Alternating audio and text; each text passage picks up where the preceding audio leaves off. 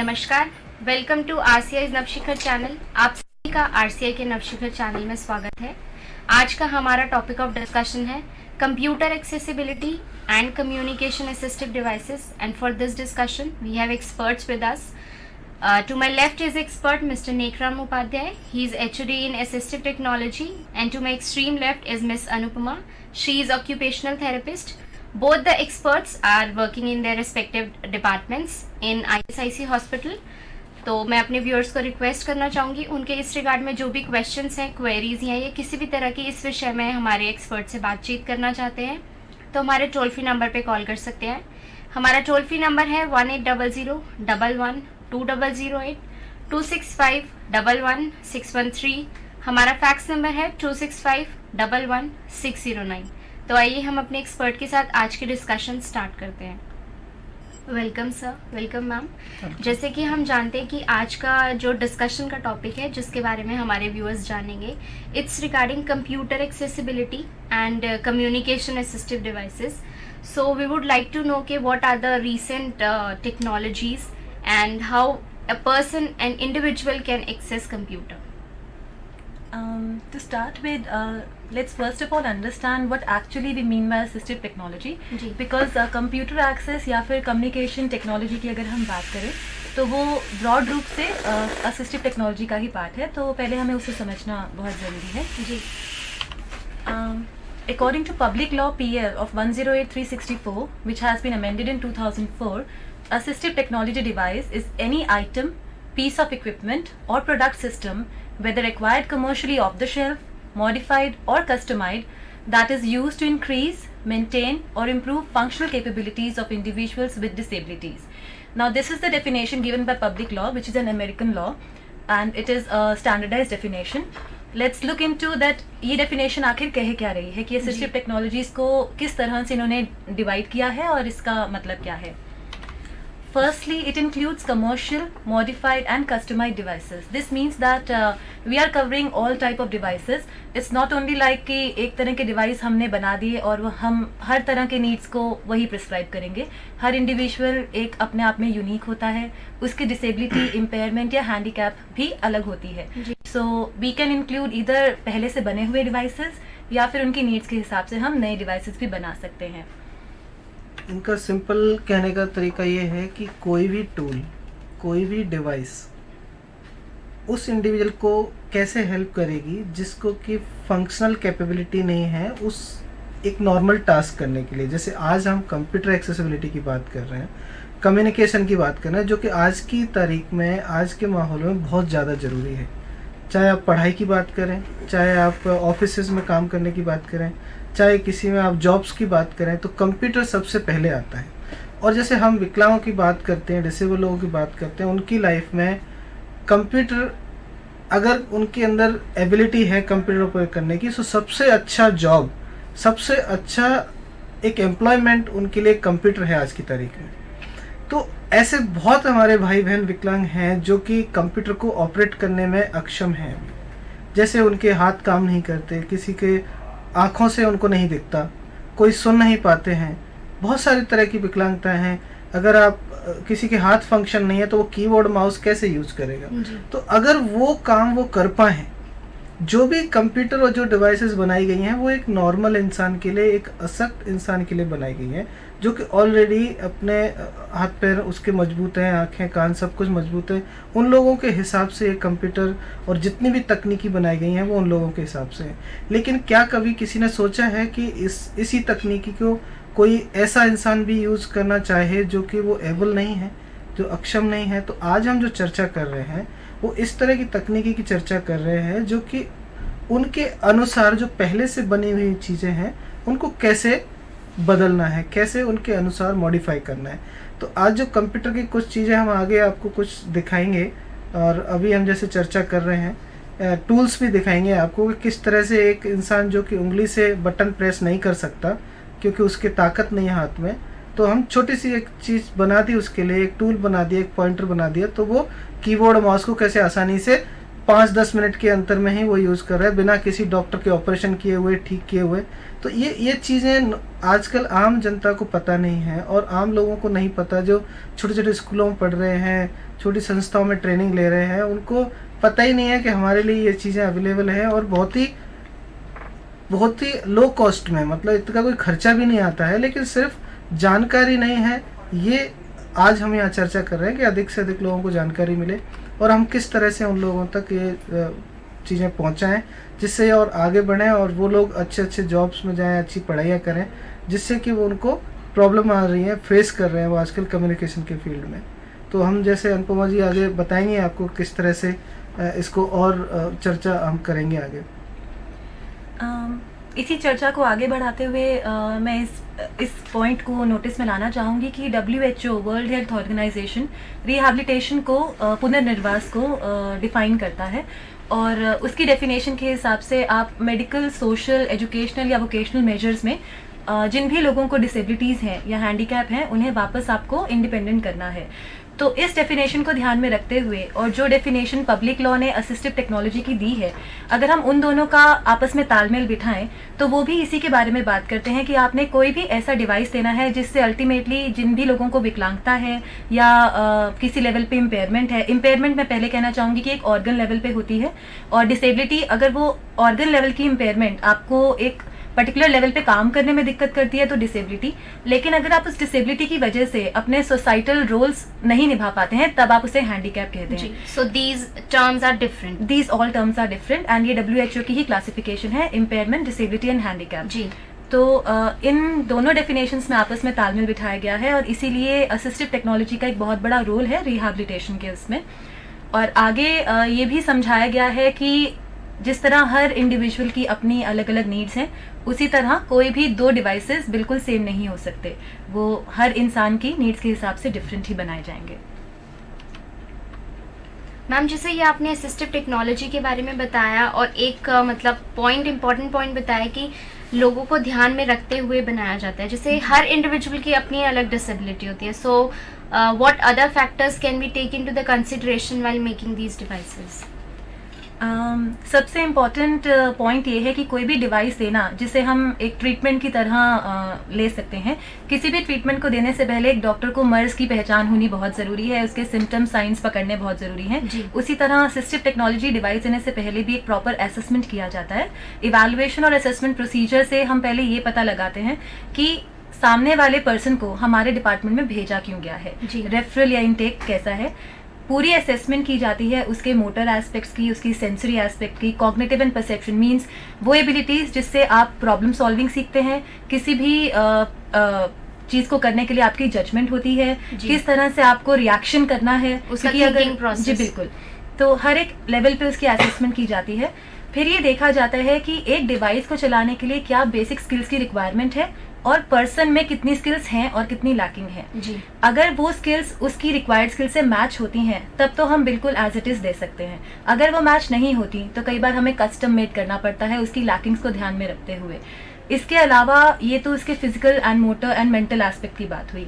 Financial aspect एक बहुत बड़ा क्राइटेरिया है, पर्टिकुलरली हमारी इंडियन पॉपुलेशन में, बिकॉज काफ़ी डिवाइसेस ऐसे हैं जो बहुत हाई कॉस्ट डिवाइसेस होते हैं जो यहाँ पर आम जनता को हम नहीं दिए जा सकते, लेकिन उसके लो कॉस्ट वर्जन्स भी बनाए जा सकते हैं।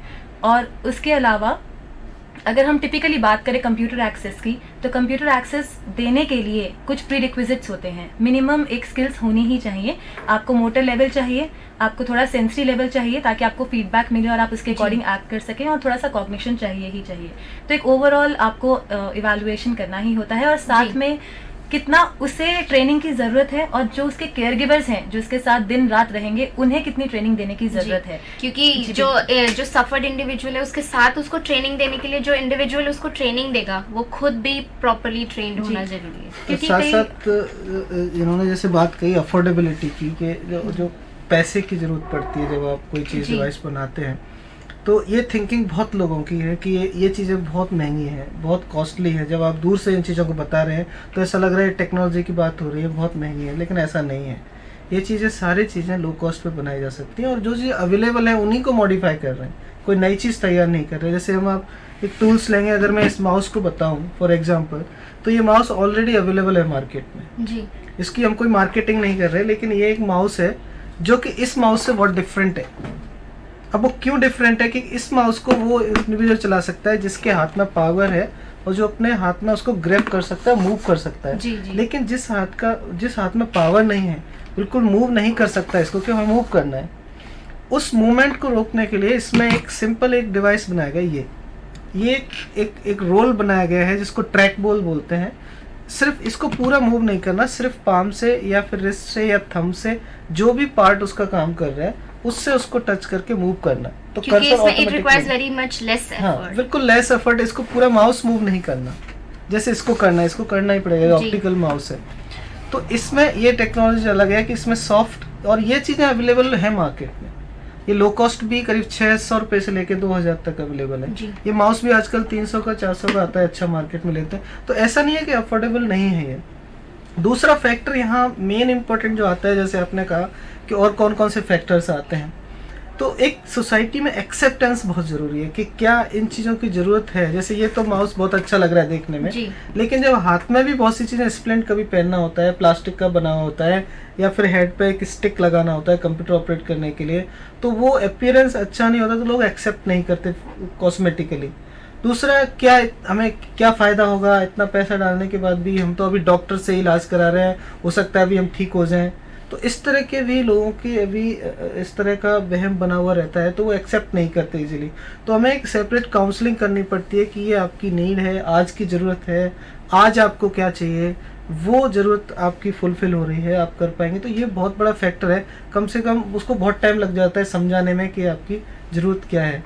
कभी भी जो नीडी पर्सन है वो आपसे पहले तैयार होके नहीं आएगा कि मुझे ये चीज़ चाहिए, हमें आपको बताना पड़ेगा, क्योंकि उनको नहीं पता कि क्या कर सकते हैं वो। उनके अंदर बस सिर्फ एक प्रॉब्लम है और एक उनको कुछ न कुछ टारगेट है कि ये हमें करना है। उनको ये नहीं पता कैसे होगा और कहाँ जाएंगे तो होगा, लेकिन हम आपको हर चीज़ बतानी पड़ेगी, चाहे वो पैसे की बात हो, चाहे वो कैसे बनेगा, चाहे वो ट्रेनिंग की बात हो। तो बहुत सारी ट्रेनिंग भी इन्वॉल्व होती है इसमें कि कैसे यूज करना है। सर, जैसे कि मैम ने भी एक्सप्लेन किया और आपने भी हमें बताया कि कौन कौन से और फैक्टर्स इंक्लूड होते हैं और हमें कैसे इसको पूरा एडजस्ट करना होता है। और आपने एक इम्पॉर्टेंट पॉइंट इसमें बताया कि लोगों में अवेयरनेस नहीं होती। So we would like to know what is the reason behind कि लोगों में अवेयरनेस क्यों नहीं है। इसमें सबसे बड़ा रीज़न ये है कि अभी इस तरह की हमारे जो एकेडमिक करिकुलम्स हैं, जितने भी प्रोफेशनल स्टडीज़ होती हैं, जैसे आप फिजियोथेरेपिस्ट का ले लीजिए, ऑक्यूपेशनल थेरेपिस्ट का ले लीजिए, डॉक्टर्स का ले लीजिए, डॉक्टर्स के करिकुलम में इन चीज़ों का एक्सप्लेनेशन नहीं होता है। तो डॉक्टर्स तो इन चीज़ों को जानते नहीं है, और हमारी जो मेजॉरिटी ऑफ पॉपुलेशन है वो डॉक्टर पे ही रिलाई करती है। जैसा डॉक्टर कहेगा वैसा ही वो करेंगे। उनको दूसरा एस्पेक्ट नहीं पता कि इसका कोई ऑल्टरनेटिव भी है। डॉक्टर ने कह दिया कि आपका हाथ फंक्शन नहीं कर रहा तो नहीं करेगा, करेगा तो अभी इतना टाइम लगेगा, ये सर्जरी होंगी, वो होंगी। तो हमेशा वो एक क्लिनिकल प्रोसेस इंटरवेंशन में ही इन्वॉल्व रहते हैं। वो कभी इस एरिया में नहीं आते कि उनका ऑल्टरनेटिव क्या है। वो इसलिए नहीं आते कि हमारे डॉक्टर्स के साथ साथ इस तरह का कोई सर्विस सिस्टम नहीं है हमारे जो मेडिकल मॉडल में, हमारे हॉस्पिटल्स में, कि वहाँ पे इन चीज़ों को असेस किया जाए। ये कुछ संस्थाएं हैं जो इन चीज़ों को आगे बढ़ा रही हैं। गवर्नमेंट भी इन चीज़ों को भी बढ़ावा दे रही है कि इस तरह के लोग सामने आए, इस तरह का करिकुलम बदले। तो वो भी कोशिश कर रहे हैं कि करिकुलम्स बदले, उसमें इन चीज़ों की पढ़ाई भी हो, तो प्रैक्टिकली लोगों में जानकारियाँ बढ़े। हमारा भी एक प्रोग्राम उसका हिस्सा है जिससे हम लोगों को जानकारी दे रहे हैं कि भाई ऐसा हो सकता है। तो ये भी एक सबसे बड़ा फैक्टर है कि लोगों में उस तरह की जानकारी नहीं है कि क्या हम इंडिपेंडेंट हो सकते हैं। तो ये बहुत बड़ा इशू है। कंप्यूटर एक्सेसिबिलिटी की बात करें, अभी ये तो बहुत एडवांस की बात कर रहे हैं हम। आजकल एक छोटी सी व्हीलचेयर का नहीं मालूम होता लोगों को, कहाँ से व्हीलचेयर लेनी है, कौन डिज़ाइन करेगा, एक कैलिपर बनवाना है तो कहाँ जाना है, कौन बनाएगा, कैसा कैलिपर होगा, कहाँ से पैसा आएगा, लोगों को पता नहीं है। गांव लेवल पे छोटे छोटे गाँव पे कुछ संस्थाएं शहरों में काम कर रही है, वहाँ तक ठीक है, लेकिन अभी भी बहुत अवेयरनेस की कमी है। जी बिल्कुल, मैं बिल्कुल सहमत हूँ नेकराम सर की बात से कि आज अगर आप एक सिंपल एग्जांपल भी लें कि अगर हमें किसी पेशेंट को व्हीलचेयर भी प्रिस्क्राइब करनी है, तो उनके माइंड में सबसे पहले यही आता है कि कहीं से बस एक व्हीलचेयर मिले, उसमें हम पेशेंट को बिठाएं, थोड़ा बाहर ले जाएं, थोड़ा कम्युनिटी में ले जाएं, दैट्स इट। लेकिन एक व्हीलचेयर किसी की मोबिलिटी का जरिया बन सकता है, इतना बड़ा विचार किसी के मन में शायद ही आता हो, और उसके लिए भी आपको प्रॉपर असेसमेंट एंड इवैल्यूएशन चाहिए होता है। तो जागरूकता बिल्कुल ग्राउंड ऑपरेट करने के लिए कि क्या क्या स्ट्रेंथ्स इंडिविजुअल में प्रेजेंट हैं, क्या लिमिटेशंस हैं, कैसे वो ऑपरेट कर सकते हैं। और साथ में जिस तरह से हम बैठते हैं, उठते हैं, जिस लेवल पे हमारे पैर होंगे, हाथ होंगे, कमर होंगे, एक एक छोटी छोटी चीज़ आपकी बॉडी अलाइनमेंट की स्मॉल चीज़ें भी आपकी व्हीलचेयर को या तो आपके लिए एक्सेसिबल बना देगी या फिर बिल्कुल ही यूजलेस बना देगी। तो इन चीज़ों के बारे में जागरूकता बिल्कुल ग्राउंड लेवल से ही कहिए कि मिसिंग है। और साथ में इनके बारे में बताने वाली संस्थानें भी कम हैं, और जहाँ पे ये मैन्युफैक्चर होते हैं उसके बारे में भी लोगों को जागरूकता बहुत ही कम है जी। और हम उम्मीद करते हैं कि आने वाले टाइम में ये बढ़े जी। तो जैसे कि आपने बताया असिस्टिव टेक्नोलॉजी के बारे में, अवेयरनेस के बारे में, so what's next on this discussion? The next is like assistive technology. अभी हमने डिवाइस की बात की, अब हम इस बारे में बात करना चाहेंगे कि ये सर्विस होती क्या है और दूसरी सर्विसेज से कैसे अलग है। तो assistive technology service is any service that directly assist an individual with a disability in the selection, acquisition or use of ATD. ATD is nothing but assistive technology device. तो जो भी सर्विस लोगों को मदद करेगी कि आप असिस्टिव टेक्नोलॉजी को सिलेक्ट कर सकें, उसे पा सकें और उसे सही तरह से यूज़ भी कर सकें, वो हर सर्विस हमारे इस असिस्टिव टेक्नोलॉजी के अंदर मानी जाती है। और इसमें ये कोई छोटा प्रोसेस नहीं है, इसमें बहुत सीरीज ऑफ प्रोसेसेस लगते हैं, जैसे कि evaluating the needs and skills of technology, कि उस टेक्नोलॉजी को वर्क करने के लिए किन बेसिक स्किल्स की आवश्यकता है। एक्वायरिंग एटी, आप कहाँ से वो डिवाइस ले सकते हैं। Selecting, designing, repairing and fabricating the assistive technology system, आप कैसे सिलेक्ट करेंगे कि कौन सा, मतलब अगर आप सामने ही देखें तो आपके पास 2 तरह के माउस हैं और इसमें भी बहुत और तरीके के माउसेज अवेलेबल होते हैं। तो अवेलेबल ऑप्शंस में से कौन सा बेस्ट है किसी पर्सन के लिए, उसको कैसे डिज़ाइन करना है। अब आपने दे दिया तो फॉलो अप रखना भी बहुत ज़रूरी है कि वो ठीक से काम कर रहा है नहीं कर रहा है। उसे आपने बिल्कुल ही नया देना है कुछ टाइम बाद, या छोटे मोटे पार्ट्स रिपेयर करके आप उसे फंक्शनल बना सकते हैं, या फिर बिल्कुल ही नए सिरे से आपको फैब्रिकेट करना है। तो ये सारी के सारे एस्पेक्ट्स आपके सर्विस डिलीवरी में ही आते हैं। Coordinating services with other therapies, but obvious ये this is not a one man job. इसके लिए सभी doctors, assistive technology practitioners, occupational therapist, physiotherapist, even speech language pathologist और जो हियरिंग इम्पेयरमेंट्स के साथ जो स्पेशलिस्ट वर्क करते हैं, because assistive technology different variety of population को केटर करता है जी। तो हम सभी थेरेपिस्ट और सभी प्रोफेशनल्स की ये ड्यूटी है कि हम एज अ टीम वर्क करें। कोई भी एक पर्सन प्रिस्क्राइब करेगा तो उससे काम नहीं चलेगा। And training both individuals with disabilities and those working with them to use technologies effectively. जैसा मैंने पहले भी कहा कि जिसे ये यूज़ करना है और उसके साथ जो उसके घर के लोग होंगे या फिर जो दिन भर उनके साथ केयर गिवर्स हैं, उन्हें भी ट्रेनिंग देना उतनी ही इम्पॉर्टेंट है। क्यों? क्योंकि आपने आज डिवाइस दे दिया और आपने डिसेबल्ड पर्सन या इम्पेयर्ड पर्सन को सिखा दिया, लेकिन उसे रिपीटेड ट्रेनिंग की ज़रूरत है जब तक वो उसकी हैबिट में नहीं आ जाता। तो उसके साथ जो लोग हैं अगर वही इंटरेस्ट नहीं लेंगे तो उसकी प्रॉब्लम्स को हम कैसे ओवरकम करेंगे। This is not a overnight task कि आज आपने सिखाया और कल वो मास्टर हो जाएगा। इवन अगर आज एक बच्चा एग्जाम में भी जाता है, उसे भी रिपीटेड प्रिपरेशन करना है, तो इसके लिए बहुत इंपॉर्टेंट स्टेप है। और सर आप कुछ इसमें? हाँ, मतलब इनका कहने का यही है कि जो प्रोसेस है किसी भी टूल को देने के लिए वो शुरू होता है जो इंडिविजुअल की रिक्वायरमेंट है, उसकी फंक्शनल कैपेबिलिटी क्या है जी। और जो टूल्स अवेलेबल हैं वो क्या क्या टूल्स अवेलेबल है उसकी जानकारी उस सर्विस प्रोवाइडर को ज़रूरी है, जो कि आज की तारीख में लोगों को नहीं है क्योंकि इस तरह का सिस्टम नहीं है।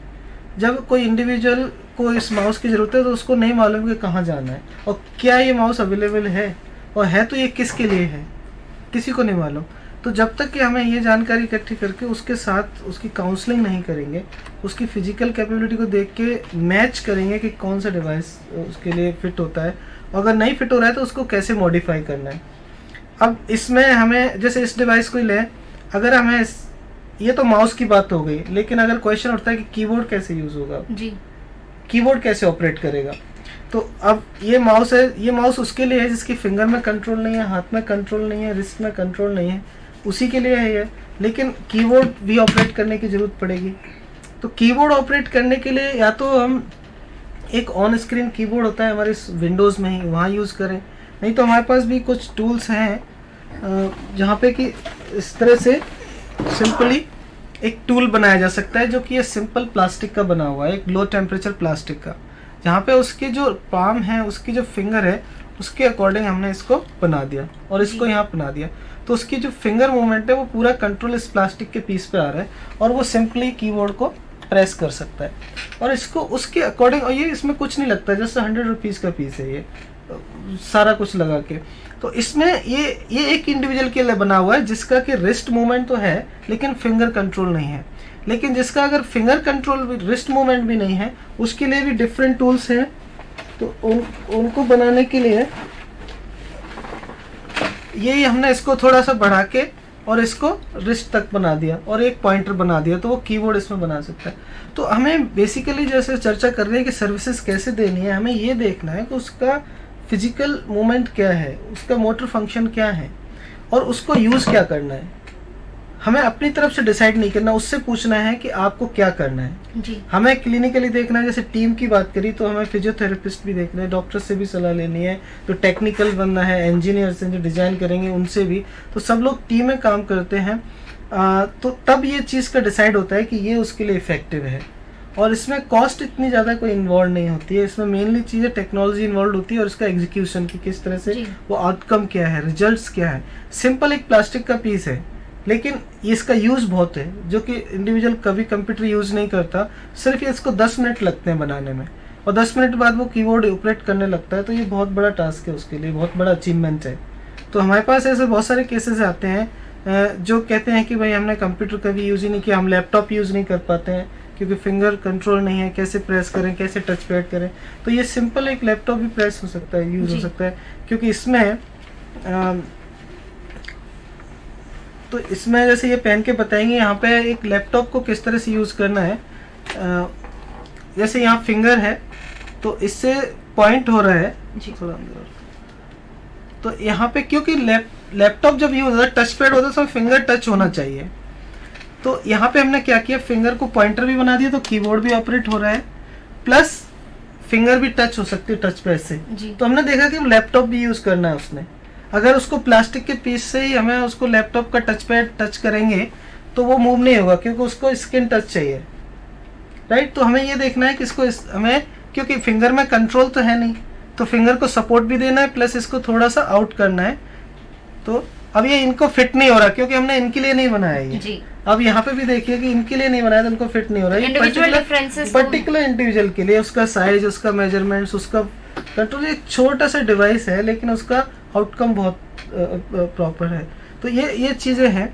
और इसमें हमने ये, आप देखेंगे ये क्यों लगाया हुआ है, ये मेनली इसलिए है कि आप किसी को राइट करना है तो इसमें आप सिंपल ये पेन लीजिए और इसमें आप इंसर्ट कर दीजिए तो ये पेन होल्ड कर सकते हैं और वो लिख सकते हैं, क्योंकि वैसे पेन होल्ड नहीं कर सकते। हमने इसमें थोड़ा सी अटैचमेंट डाल दिया तो इससे क्या हुआ, इतना फर्क पड़ेगा कि वो राइट भी कर सकते हैं जी। ये भी एक पॉइंटर का काम करेगा, अगर इससे पॉइंट करना है तो इससे भी कर सकते हैं।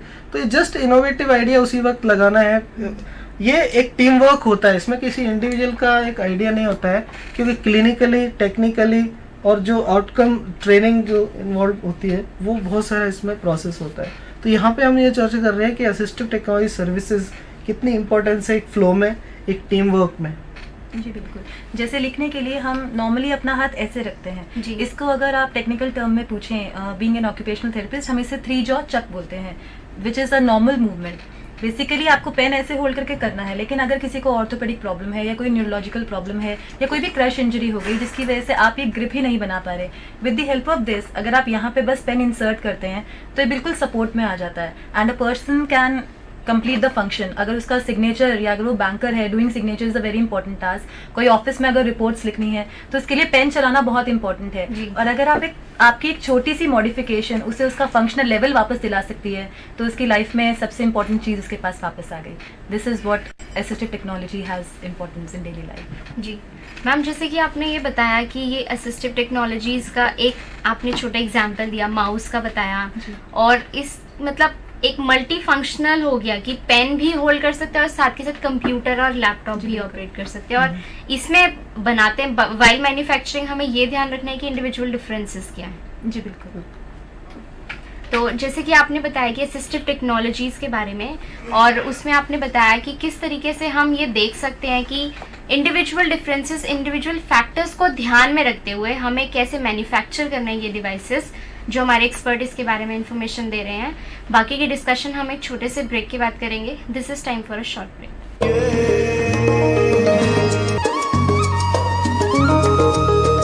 कोई मुश्किल हो, दूर मंजिल हो, never stops us from dreaming.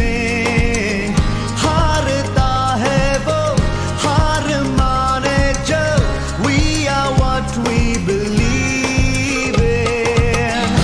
हम धरती को अंबर से मिला दे, हम उड़ सकते हैं, उड़कर दिखा दे, हम छू ले सितारों को।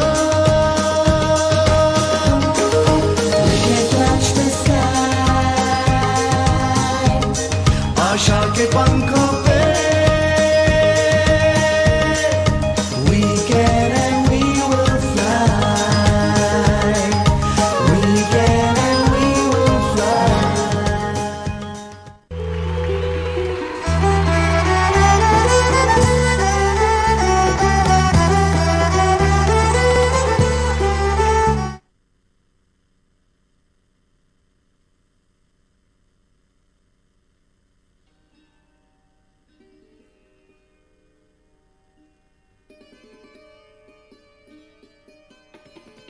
ऑटिज्म एक व्यापक विकासात्मक विकलांगता है जिसके लक्षण जीवन के प्रथम 3 वर्ष में ही दिखाई थोड़ा पड़ते हैं, एम्फेसिस करते हैं, फिजियोथेरेपिस्ट जैसे इतना नहीं। असंगत खेल, असमान स्थूल एवं सूक्ष्म गामक क्रियाएं, शाब्दिक संकेतों पर अभिव्यक्ति न देना, Where is the cup? देखो, open your eyes, open करो, open करके, open. नियमित कार्यक्रम परिवर्तन का विरोध करना एवं अवलोकनीय शारीरिक उच्च स्तरीय या निम्न स्तरीय क्रियाकलाप। UNCRPD 2007 सेक्शन 1 ऑफ आर्टिकल 4 निशक्तता के क्षेत्र में कार्यरत प्रोफेशनल के प्रशिक्षण पर महत्व देता है। ऑटिज्म के क्षेत्र में सरकारी एवं गैर सरकारी संस्थाएं कार्यरत हैं जो भारतीय पुनर्वास परिषद द्वारा पंजीकृत हैं। Society for advance study in rehabilitation एक ऐसी ही गैर सरकारी संस्था है। कनिष्क 13 साल का एक ऑटिस्टिक बच्चा है जो इसी संस्था से प्रशिक्षण प्राप्त कर रहा है। असंगत क्रियाएं, कार्यकलापों में निरस्ता,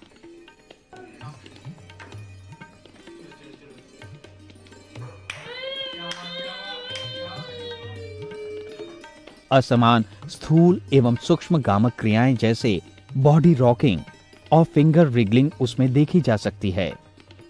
उसे मैचिंग और पेस्टिंग, पॉइंटिंग जैसी क्रियाएं सिखाई जाती हैं। Very good. Glass. Where is the glass? जो खाली बैग है। Glass. Very good. कप को टच करो जल्दी से। कप को। Where is the cup? Very good. Cup में क्या करता है कनिष्क? टी पीता है। चलो glass. Where is the glass? Very good. चलो बाउल की तरह, बाउल जल्दी से टच करो बाउल को। Very good. बाउल में क्या करता है कनिष्क? तथा साथ ही साथ रोजमर्रा की आवश्यकताएं जैसे खाना, पीना, कपड़े पहनना,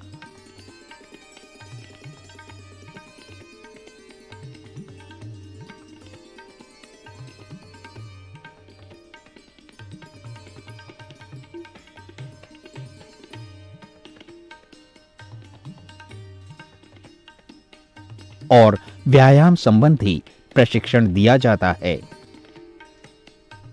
ऑटिस्टिक बच्चों को भिन्न भिन्न प्रकार की कार्यविधियां उनके स्तर के अनुसार सिखाई जाती हैं, जैसे कुछ बच्चों के लिए colouring with in one area, matching and identification, fine motor skills, I hand coordination,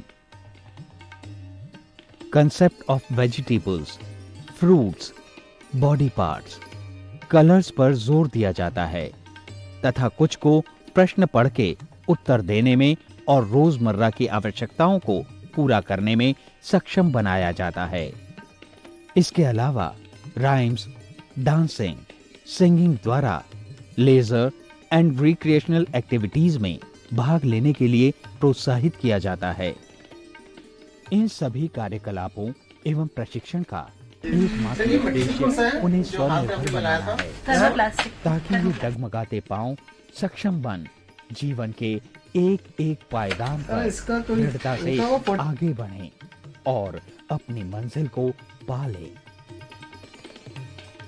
एक तारा टिमटिमाता, उसने आकाश को छू लिया। एक लौ जली कहीं, उसने अंधकार को मिटा दिया।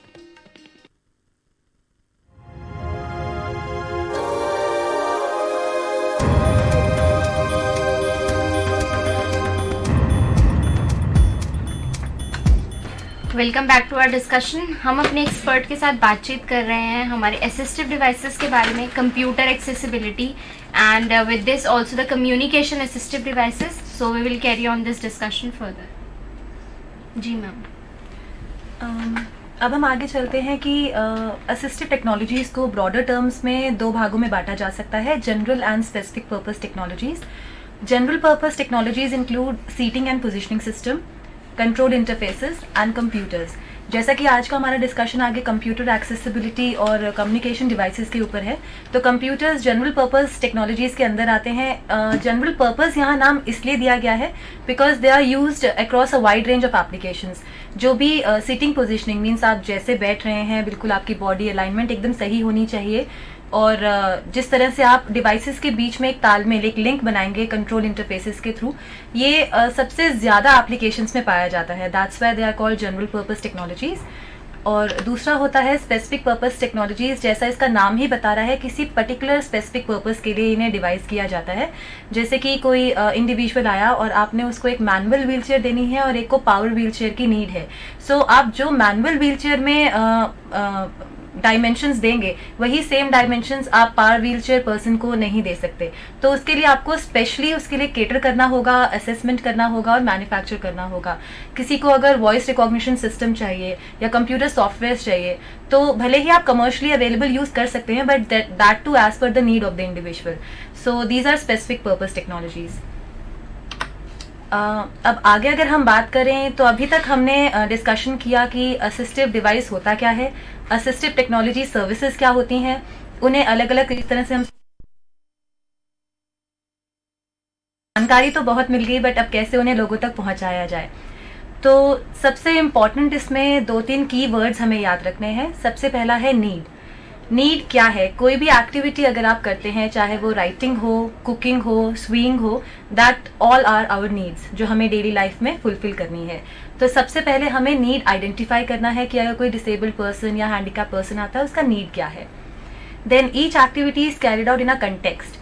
कंटेक्स्ट से मतलब होता है एनवायरमेंट। आप आइसोलेशन में नहीं रहते, कहीं भी रहते हैं, वो आपका एनवायरमेंट है, चाहे वो इंट्रिंसिक हो या एक्सट्रिंसिक एनवायरमेंट हो, और जहाँ एक्टिविटी करेंगे वो भी एक एनवायरमेंट में ही करेंगे। सो किस एनवायरमेंट में वो डिवाइस जाएगा जहाँ पे उसे अप्लाई करना है, क्योंकि उस एनवायरमेंट में लाइटिंग भी होगा, टेम्परेचर भी होगा, कितना क्लटर है और कितनी स्किल्स की जरूरत है डिवाइस यूज करने के लिए, वो भी इंपॉर्टेंट फैक्टर्स आते हैं। नेक्स्ट इसमें आता है ह्यूमन स्किल्स। उस एक्टिविटी को परफॉर्म करने के लिए कितनी बेसिक स्किल्स की जरूरत है, अब उस इंडिविजुअल में वो स्किल्स हैं या नहीं, और डिवाइस को यूज करने के लिए कितनी एक्स्ट्रा स्किल्स या कितनी मिनिमम स्किल्स की जरूरत है, इसके बारे में जानना भी बहुत जरूरी है। एंड जब एक ह्यूमन बीइंग में वो स्किल्स लैक होती है, तो वहां पे हमें जरूरत पड़ती है अडेप्टेशन की। अडेप्टेशन मतलब कि जो एक नॉर्मल तरीके से काम किया जाता है, उसे किस तरह से मॉडिफाई किया जाए कि उसकी फंक्शनल नीड्स पूरी हो जाए। तो असिस्टिव टेक्नोलॉजी डिवाइसेस उस अडेप्टेशन का एक पार्ट है, और अगर हम इन सब चीज़ों को आपस में मैच कर लें, तो ये एक बहुत ही फुलफिलिंग प्रोसेस बन जाता है। और इसी तरह से हमें अप्लाई करना चाहिए कि पहले नीड पता करें, उसका एनवायरनमेंट पता करें, स्किल्स पता करें, और फिर डिवाइस को उन सबसे मैच करने की कोशिश करें। यहाँ पे मैं एक एग्जाम्पल लेना चाहूँगी, शायद इससे और ज़्यादा क्लियर होगा कि एक मिस्टर एक्स हैं जिन्हें स्पाइनल कॉर्ड में इंजरी हो गई। अब उनका रोज़मर्रा का काम है कि उन्हें ऑफिस में जाके एक रिपोर्ट लिखनी होती है। अब रिपोर्ट लिखना उनकी एक्टिविटी है, उनकी नीड है। अब उनका कंटेक्स्ट एनवायरनमेंट क्या हुआ, जहाँ पे वो काम कर रहे हैं, उनका ऑफिस, दफ्तर। लेकिन स्पाइनल कॉर्ड इंजरी होने की वजह से let us take for example high cervical cord injury हो गई, जिससे उनके हाथ नहीं चलते, लेकिन उनमें एबिलिटी है कि वो बोल सकते हैं। तो यहाँ पर अब एक्टिविटी हमें पूरी करनी है राइटिंग की।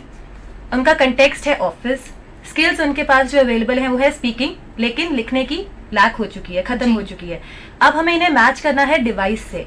तो हम ऐसा डिवाइस दें जो उनकी वॉइस को रिकॉग्नाइज करके उनकी रिपोर्ट लिख दे, तो उनका फंक्शनल डिमांड पूरा हो जाएगा। तो यहाँ पे रोल आता है वॉइस रिकॉग्निशन सिस्टम का, जो एक असिस्टिव टेक्नोलॉजी का ही पार्ट है। अब अगर वॉइस रिकॉग्निशन सिस्टम हम लगा देते हैं, तो जैसे ही वो मिस्टर एक्स बोलेंगे, उनका बोलना ऑटोमेटिकली कंप्यूटर पे टाइप कर देगा, उनकी रिपोर्ट तैयार हो जाएगी। तो this is an example of how we can match and apply assistive technology device. Ma'am, with this example, you have illustrated the kind of activity, the skills that this individual is requiring. जैसे कि एक individual आता है, उसको doctor ने कहा कि ठीक है आपको ये प्रॉब्लम्स हैं। हम बात करें असिस्टिव डिवाइसेस की, रिक्वायरमेंट्स होती हैं, तो who will be the first responsible person कि अगर मान लीजिए मैं आती हूँ, मुझे किसको सबसे पहले कांटेक्ट करना है? क्योंकि जैसे थेरेपिस्ट हैं वो बाद में थोड़ा काम करेंगे, टीम वर्क है, every professional is working, but who will be the first person to contact? ये डिपेंड करता है कि किस सेटिंग में आप हैं। सेटिंग टू सेटिंग कई बार बहुत वेरिएशंस होते हैं। अगर एक टीम कोलैबोरेशन बहुत अच्छी है तो डॉक्टर आपको सेल्फ रेफरल देंगे असिस्टिव टेक्नोलॉजी प्रैक्टिशनर के पास जाने के लिए। अगर ऐसा नहीं है, उनका अगर सारे therapist and assistive technology practitioners combined एक रिहैब सेटिंग में आते हैं, तो डॉक्टर अगर आपको रिहैबिलिटेशन के लिए रेफरल करते हैं, then these are the duties of rehabilitation professionals कि वो उनकी सारी जब हिस्ट्री ले रहे हो, असेसमेंट ले रहे हो, तो उनकी नीड्स को, उनकी चीफ कंप्लेंट्स को ध्यान दिए जाएं। अगर उन कंप्लेंट्स में ऐसा कुछ निकल के आता है कि the person wants to do something functionally, लेकिन उसके लिए we are not sure of कि उसकी स्किल्स कब तक वापस आएंगे या आ भी पाएंगे या नहीं आएंगे, और उसके लिए हमें इलेक्ट्रॉनिक डिवाइसेस या नॉन इलेक्ट्रॉनिक डिवाइसेस की जरूरत है, then this is the responsibility of the rehab professionals कि वो उन्हें असिस्टिव टेक्नोलॉजी प्रैक्टिशनर्स के पास रेफर कर दें। This is how team work flows. फिर आगे जब वो असिस्टिव टेक्नोलॉजी डिपार्टमेंट में जाएंगे तो वहाँ उसका थरो असेसमेंट होगा और उसके बाद ही फर्दर प्रोसेस कैरी ऑन, पूरा process carry on, but it will vary from setting to setting. यहाँ पे मैं कहना चाहूँगा कि ये हमारा कोई इंडिया में खासकर देखें तो कोई स्ट्रक्चरल सिस्टम नहीं है हॉस्पिटल्स में या रिहैब सेंटर्स में कि असिस्टिव टेक्नोलॉजी पहले तो होती क्या है, बहुत लोगों को नहीं मालूम। कहाँ पेशेंट को भेजना है जो या इंडिविजुअल को भेजना है, वो ऐसा कोई सिस्टम नहीं है बना हुआ। तो हम एग्जैक्टली ये नहीं कह सकते कि ये प्रोसेस होगा, लेकिन जहाँ तक हम अपने यहाँ की बात करें, इंडियन स्पाइन इंजरी सेंटर में जिस तरह से हमने कोशिश की है, क्योंकि वहाँ पे एक इंटरनेशनल एक्सपोजर है तो आइडिया है कि किस तरह से सिस्टम फ्लो होता है। तो हमारे यहाँ जो सिस्टम है, वहाँ पेशेंट्स जो आउट पेशेंट्स होते हैं जो बाहर से विजिट करते हैं, सबसे पहले डॉक्टर्स की विजिट करते हैं, डॉक्टर्स फिर रेफर करते हैं रिहेबिलिटेशन डिपार्टमेंट में कि उनको जब उनको मालूम है कि उनकी जो इंजरी है या रिकवरी है वो अब पॉसिबल नहीं है, तो रिहैब में रेफर करते हैं।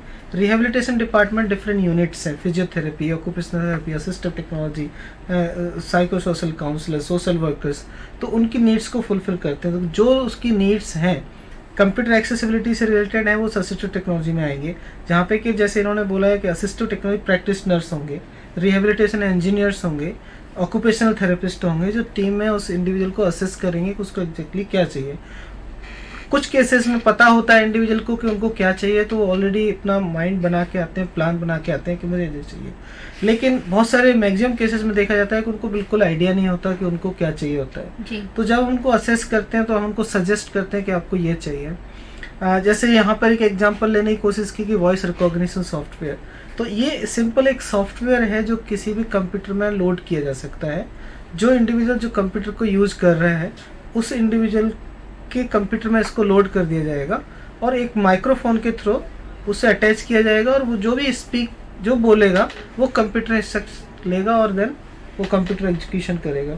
जैसे माउस से भी हम क्या करते हैं कि स्टार्ट को क्लिक करते हैं सबसे पहले, एंड देन ऑल प्रोग्राम्स में जाते हैं, फिर माइक्रोसॉफ्ट वर्ड खोलना है या कुछ भी खोलना है। सिंपली ये चीज़ें आपको इंस्ट्रक्शन बोलना है कि click the start button, open Microsoft word, तो वो काम वो करेगा। ऐसा सॉफ्टवेयर ऑलरेडी डिजाइंड है, वो इंग्लिश में भी है, हिंदी में भी है, तो हिंदी में भी डिफरेंट लैंग्वेजेस में बनाया गया है सॉफ्टवेयर।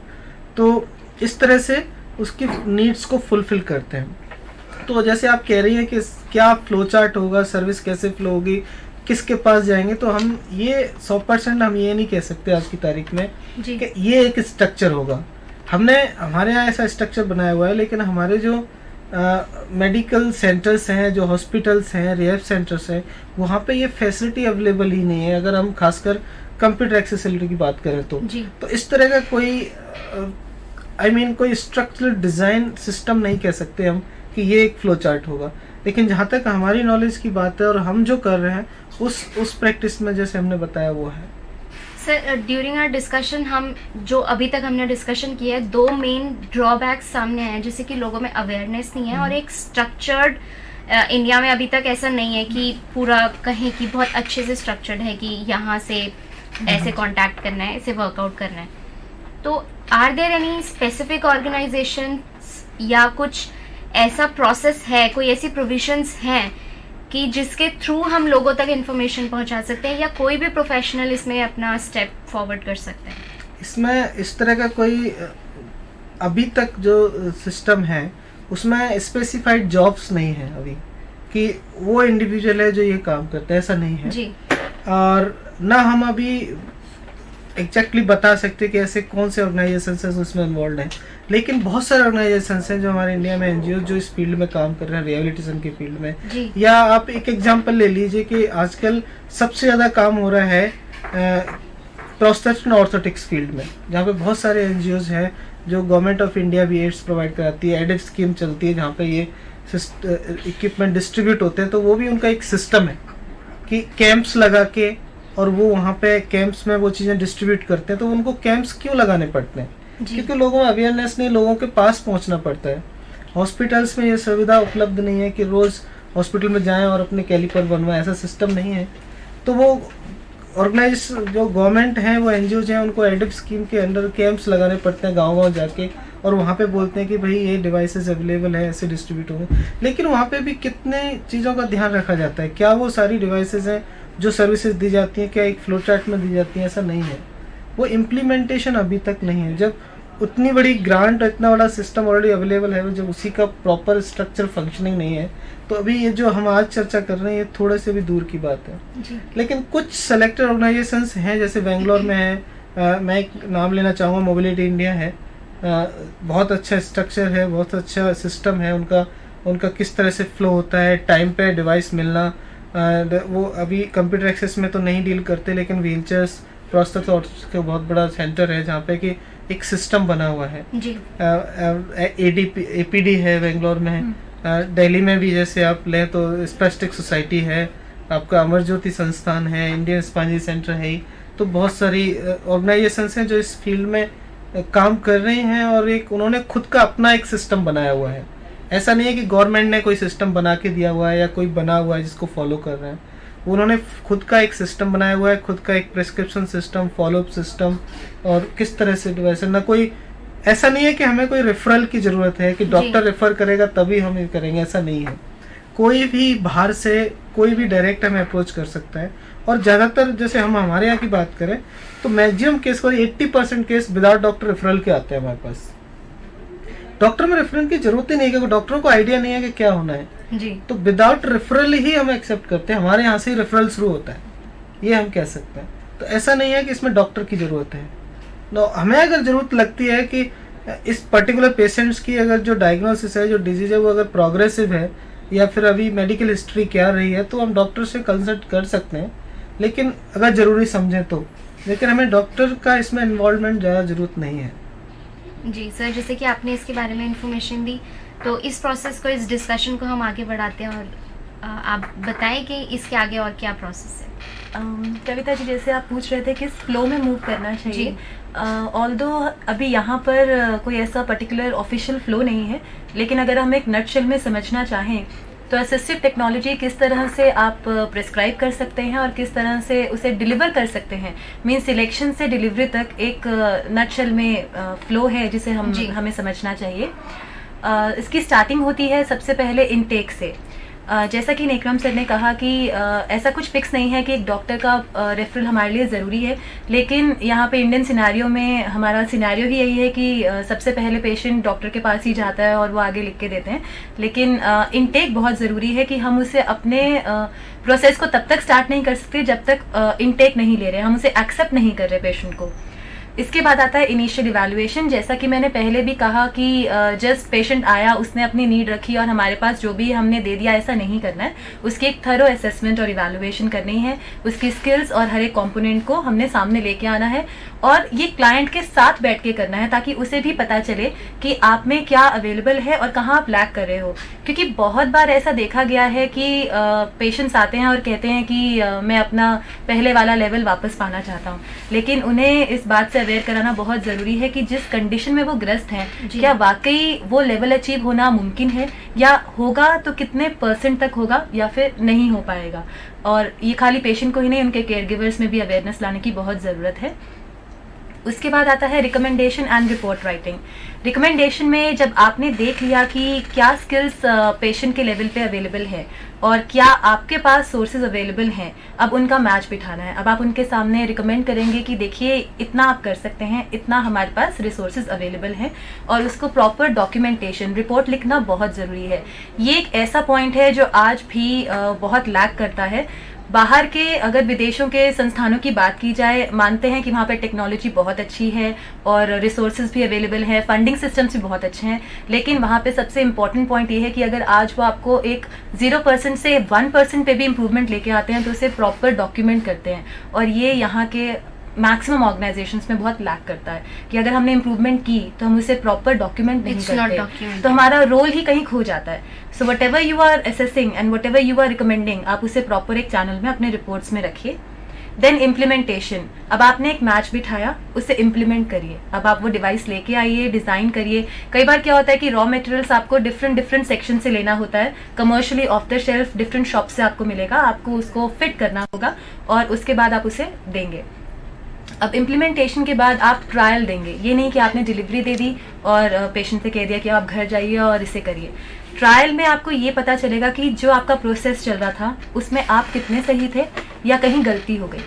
अगर कहीं गलती हो गई और डिवाइस उस तरह से काम नहीं कर रहा है जैसा हमने एक्सपेक्ट किया था, तो हम रिविजन कर सकते हैं कि कहाँ हमसे मिस्टेक हो गई और उसके बाद हम वो एरर को करेक्ट करेंगे। जी, जब आपने वो एरर करेक्ट कर ली उसके बाद फिर से ट्रायल लिया जाता है। एरर करेक्शन के बाद भी इमीडिएटली डिलीवरी नहीं दे दी जाती, दोबारा रिवाइज करने के लिए कि जो करेक्शन पहले पकड़ी थी वो पूरी तरह से ठीक हो गई है नहीं, और उसको ठीक करने के चक्कर में कहीं कुछ और डैमेज ना हो गया हो।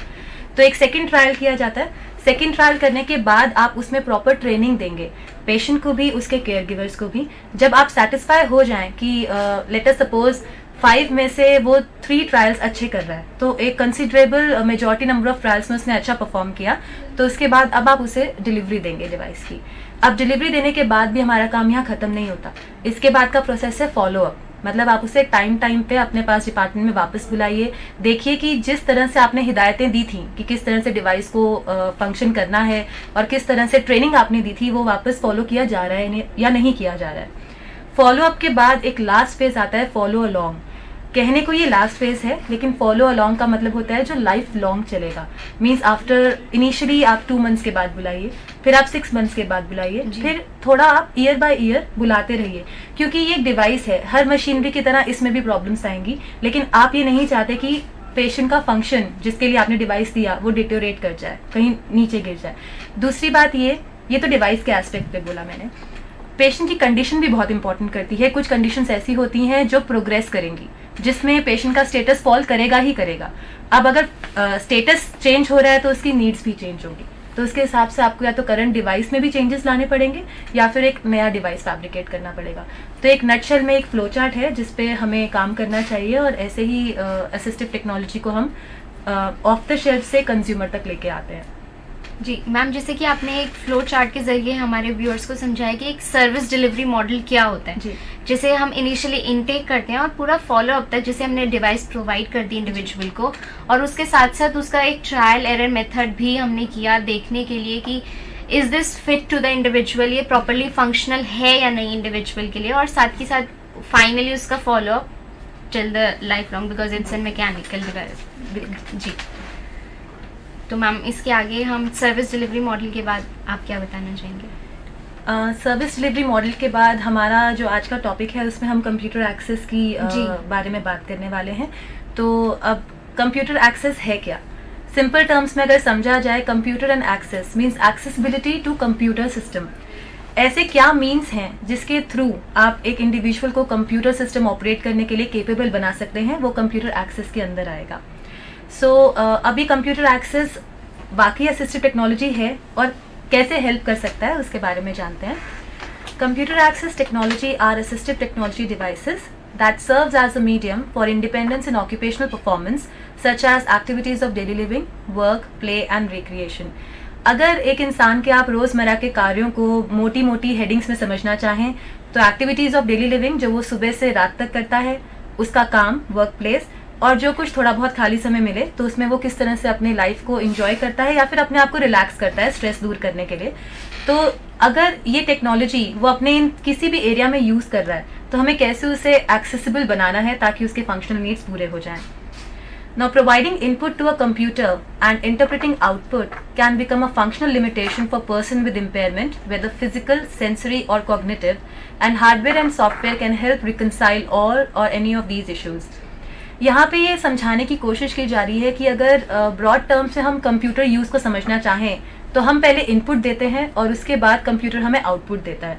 तो इनपुट देना अपने आप में एक प्रॉब्लमैटिक चीज हो सकती है। कंप्यूटर एक्सेस वहीं पे ही आपका इम्पेयर्ड हो जाता है। अब इम्पेयरमेंट चाहे फिजिकल लेवल की हो, अगर आपके हाथ में मोटर पावर नहीं है तो आप माउस को ग्रास्प नहीं कर सकते, कीबोर्ड की कीज प्रेस नहीं कर सकते। अगर सेंसरी लेवल की प्रॉब्लम है तो जैसे अगर मैं ये माउस को पकड़ रही हूँ और इसका ये अगर ट्रैक बॉल भी चला रही हूँ तो मुझे इसमें एक सेंसरी फीडबैक मिल रहा है कि ये ट्रैक बॉल आगे जा रहा है, पीछे जा रहा है, कितना फोर्स लग रहा है, मुझे किस लेवल पे स्लाइड को रोकना है। तो एक सेंसरी फीडबैक मिलना भी बहुत जरूरी है। और कॉग्निटिव जजमेंट, मेरा थिंकिंग प्रोसेस। तो किसी भी लेवल पे अगर प्रॉब्लम आता है तो हम हार्डवेयर या सॉफ्टवेयर देके उसे रिकंसाइल, उसे सेटल डाउन करने की हम कोशिश करते हैं। तो मैम जैसे कि आपने बताया कि एक असिस्टिव टेक्नोलॉजी के बारे में, असिस्टिव डिवाइसेस कैसे होते हैं और उसको किस तरीके से हम एक टीम वर्क के जरिए डिफरेंट प्रोफेशनल्स के साथ वर्क करके हम कैसे कैरी आउट कर सकते हैं with the help of the flow chart. Our expert has already explain this. और अभी हम बात करें कंप्यूटर एक्सेसिबिलिटी की, which is the main discussion. So we will carry on this discussion after this short break.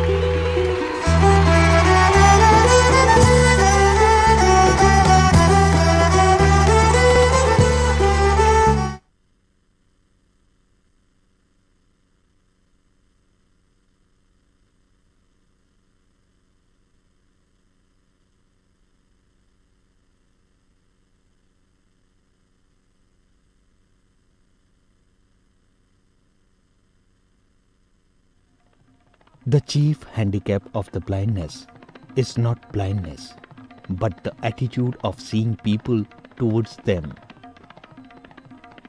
आइए जानने और समझने की कोशिश करते हैं कि बधिरांधता यानी डेफ ब्लाइंडनेस क्या है। बधिरांधता एक स्थिति है जिसमें दृष्टिहीनता एवं सुनने की शक्ति में कमी आती है तथा जिससे विचारों के आदान प्रदान और रोजमर्रा की आवश्यकताओं की पूर्ति में समस्या उत्पन्न होती है। बलराम एक 9 साल का बधिरांत बच्चा है। वो एक प्री मैच्योर बच्चा है जिसका शारीरिक विकास उसकी आयु के अनुरूप नहीं हुआ था।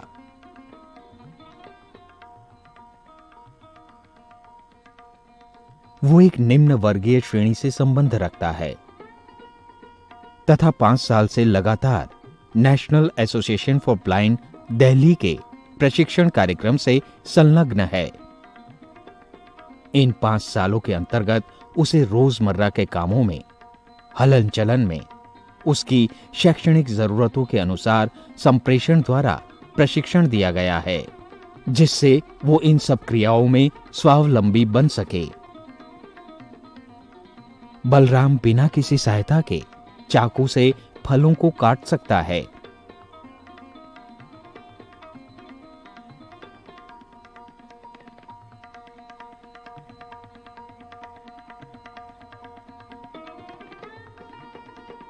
उनके छिलकों को कूड़ेदान में डाल सकता है।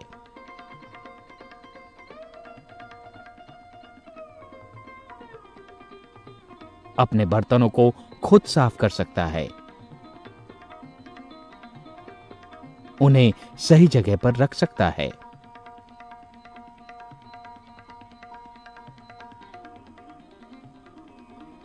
सही बर्तनों का चयन करके खुद खाना खाता है।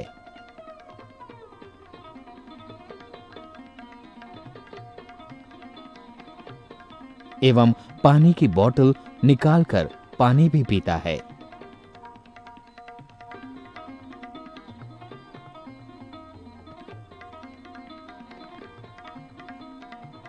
इन सभी क्रियाओं में वो टेक्चुअल साइन लैंग्वेज से निर्देशों को ग्रहण करता है और अपने भावों को व्यक्त करता है।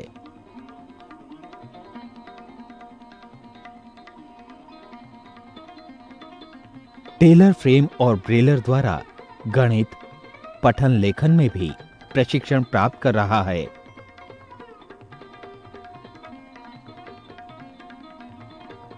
सभी बच्चों की तरह उसका भी एक मनपसंद खेल है। उसे सेल फोन को अपने कानों पर लगाकर उसका कंपन महसूस करना अच्छा लगता है। कहा जाता है, walking with a friend in dark is better than walking alone in light. कहने का तात्पर्य है कि वो लॉन्ग केन ट्रेवल, टैक्टाइल पाथ,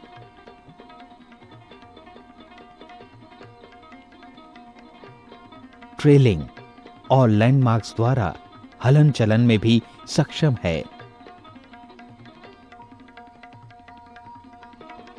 और व्यायाम संबंधी क्रियाएं जैसे ट्रेडमिल, स्टैटिक साइकिल का स्वचालन भी कर सकता है। कहा गया है, the best and most beautiful things in the world can not be seen और even touched, they must be felt with the heart.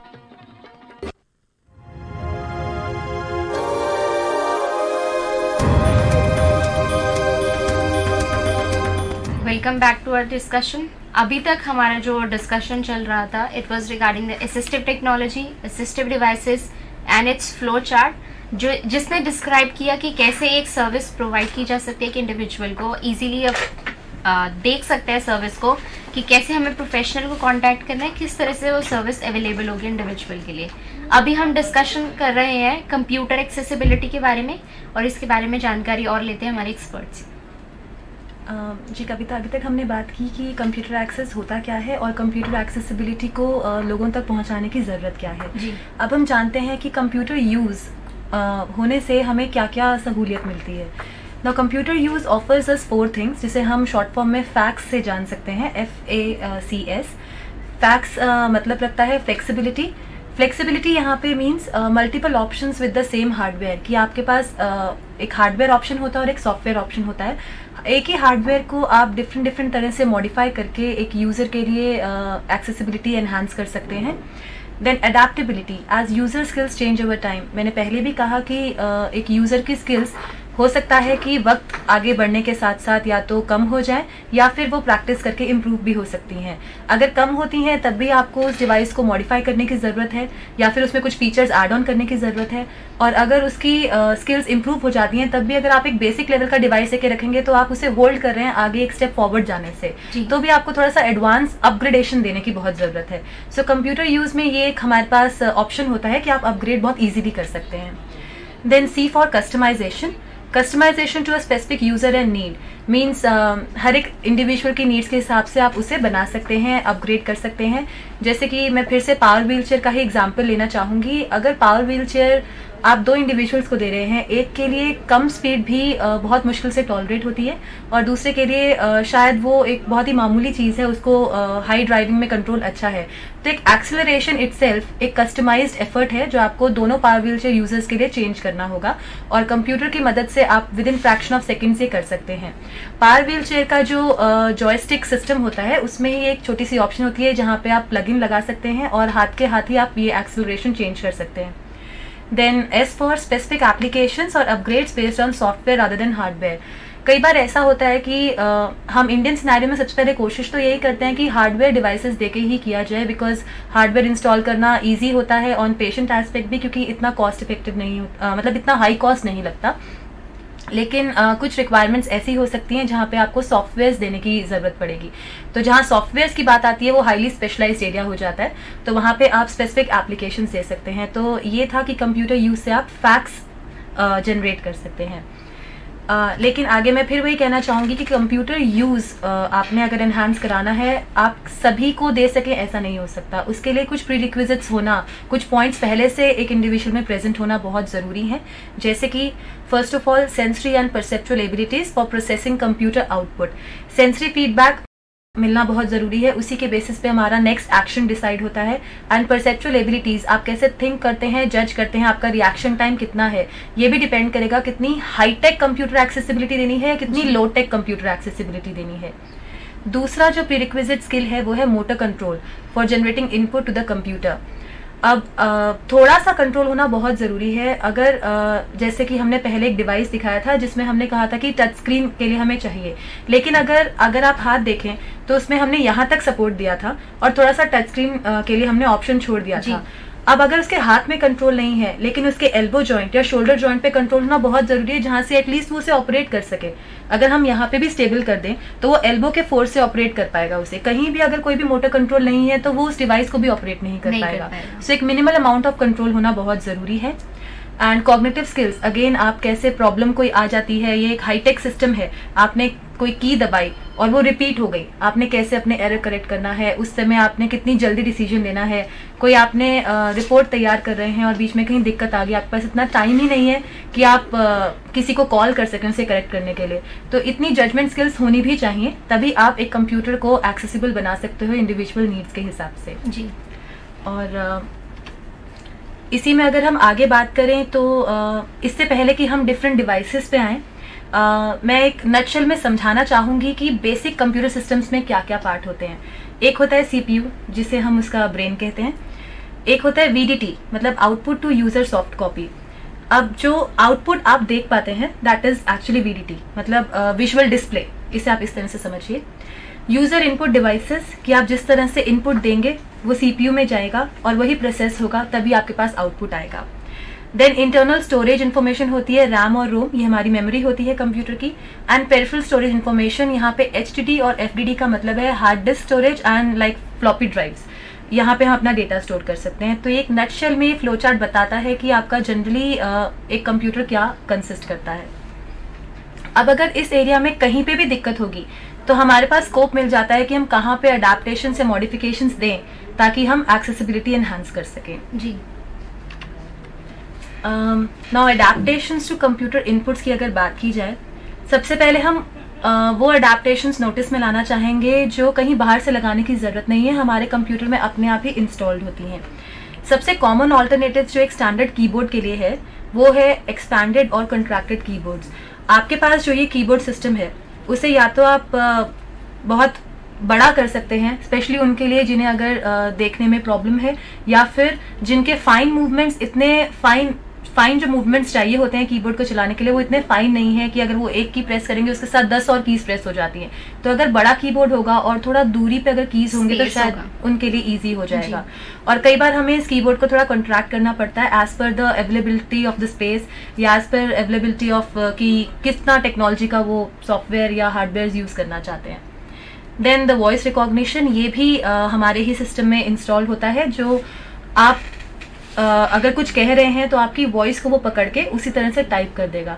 और कई बार इसमें एक एडिशनल फीचर भी होता है कि अगर आप कहीं पे बैठे हैं और आसपास की कोई और आवाज़ भी आ रही है तो आप उसे भी इनफैक्ट फिल्टर कर सकते हैं. मतलब आपकी जो वॉइस है अगर उसी वॉइस में कमांड्स नहीं आई तो शायद वो उस तरह से टेक्स्ट को नहीं टाइप करेगा. कई बार अगर एरर्स आप इस तरह से रेक्टिफाई नहीं कर सकते तो इसके लिए एडिशनल माइक्रोफोन्स आते हैं जिसके थ्रू आप अगर बात करेंगे तो आपकी वॉइस एग्जैक्टली सिस्टम में वैसी ही जाएगी और एरर्स मिनिमाइज होकर अच्छी टाइपिंग हो जाएगी. और अगर हम स्टैंडर्ड माउस की बात करें तो हम कीबोर्ड में एरो कीज होती हैं जिन्हें आप यूज़ कर सकते हैं इंस्टेड ऑफ माउस। जैसे कि स्टैंडर्ड कीबोर्ड में आप देख सकते हैं कि एंटर बटन के आसपास ये एरो कीज हैं। अगर आप माउस का यूज़ नहीं करना चाहें तो आप एरो कीज दबा के माउस को फंक्शनल कर सकते हैं। और मैं रिक्वेस्ट करूँगी सर से कि वो बताएं कि ये सब कैसे फंक्शनल होता है। इसमें कोई अलग से सॉफ्टवेयर की ज़रूरत नहीं होती है। कंप्यूटर में जो विंडोज़ ऑपरेटिंग सिस्टम होता है इसमें ऑलरेडी ये एक्सेसिबिलिटी फीचर्स हैं। अगर आप स्टार्ट क्लिक करेंगे और ऑल प्रोग्राम्स में जाएंगे तो आप देखेंगे यहाँ पे एक्सेसरीज एक लिंक है, यहाँ से एक्सेसिबिलिटी फीचर खुलता है। एक्सेसिबिलिटी फीचर्स में जैसे आपने बताया ऑन स्क्रीन कीबोर्ड, तो यहाँ पे एक ऑलरेडी कीबोर्ड खुलता है। जब कीबोर्ड ओपन होता है तो आपको इस कीबोर्ड की ज़रूरत नहीं है जी। आप यहाँ से किसी भी डॉक्यूमेंट में, जैसे मैं यहाँ पे वर्ड ओपन करूँ तो यहाँ पे इस माउस के थ्रू ही मैं कहीं भी कुछ भी टाइप कर सकता हूँ। तो ये इसका ऑप्शन है। तो ये सिंपली यहाँ से ऑपरेट हो रहा है, यहाँ से कंप्यूटर ऑपरेट हो रहा है, कीबोर्ड यहाँ से यूज़ हो रहा है। अगर माउस को जहाँ तक चेंज करने वाली बात है तो इसमें भी माउस की टॉगल कीज़ होते हैं। आप कंट्रोल इसमें जाइए, एक्सेसिबिलिटी फीचर,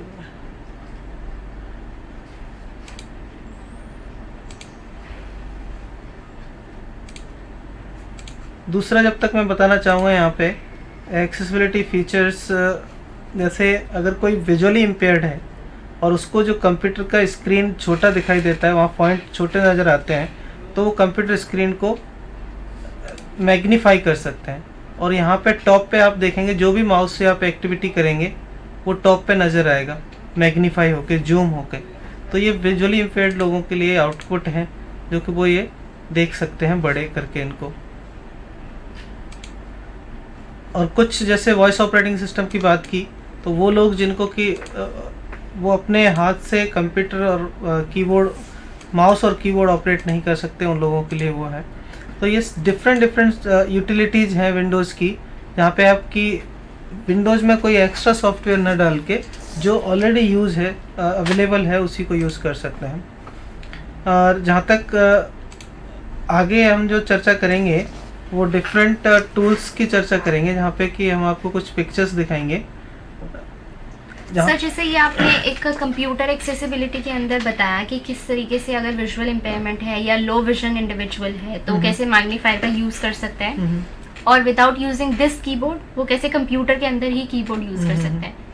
तो इसमें हम जानना चाहेंगे कि are there any other specifications कि किसी पर्टिकुलर कंडीशन में ही ये फैसिलिटीज़ को यूज़ अवेल किया जा सकता है, या कुछ पर्टिकुलर इंडिविजुअल्स के लिए कुछ इस तरह के स्पेसिफिकेशंस हैं? जैसे हम चर्चा कर रहे हैं कि आप ये देखें, ब्लाइंड के लिए, जो टोटली ब्लाइंड है उसके लिए अलग से सॉफ्टवेयर है, जॉर्ज सॉफ्टवेयर। जैसे आप ये डॉक्यूमेंट देख रहे हैं, इसमें ये dot dot dot dot print हुआ है, राइट। तो ये डॉट डॉट प्रिंट हुआ है कंप्यूटर से जी। इसके लिए अलग से प्रिंटर आते हैं, अलग से सॉफ्टवेयर आते हैं जो कि टेक्स्ट जो होती है उसको ब्रेल में कन्वर्ट करके इसको प्रिंट आउट निकाला जा सकता है, या फिर जो भी टेक्स्ट होती है उसको ब्रेल में कन्वर्ट किया जाता है। वॉइस के थ्रू उसको हेडफोन लगा के सुना जा सकता है टेक्स्ट को। तो ये जो ब्लाइंड के लिए ऑपरेशन चीज़ें हैं, जॉर्ज सॉफ्टवेयर आता है, उसको अगर आप इंस्टॉल करें तो एक ब्लाइंड इंडिविजुअल ही कंप्यूटर को ऑपरेट किया जा सकता है आफ्टर ट्रेनिंग। तो कंप्यूटर के साथ साथ ये सारी फैसिलिटीज लैपटॉप में भी अवेलेबल होंगी? किसी में लैपटॉप हो या कंप्यूटर, तो it must be transportable for all individuals. तो ज़्यादातर ब्लाइंड लोगों के लिए लैपटॉप में सॉफ्टवेयर डाल दीजिए तो वो कहीं भी ऑपरेट कर सकते हैं। आजकल मोबाइल फ़ोन में भी सॉफ्टवेयर आ रहे हैं। तो ये टेक्नोलॉजी, असिस्टिव टेक्नोलॉजी जो है कंप्यूटर एक्सेसिबिलिटी फील्ड से लेकर अभी हर इंडिविजुअल तक पहुंच रही है धीरे धीरे, और हर डिवाइस में ये टूल्स यूज़ हो रहे हैं। और डिसेबिलिटी की बात करें, अगर विजुअली इम्पेयर्ड की बात करें तो उस केस में वो थोड़ा सा देख सकते हैं, पार्शियली उनको दिखाई देता है। तो जैसे जूम या टेक्स्ट को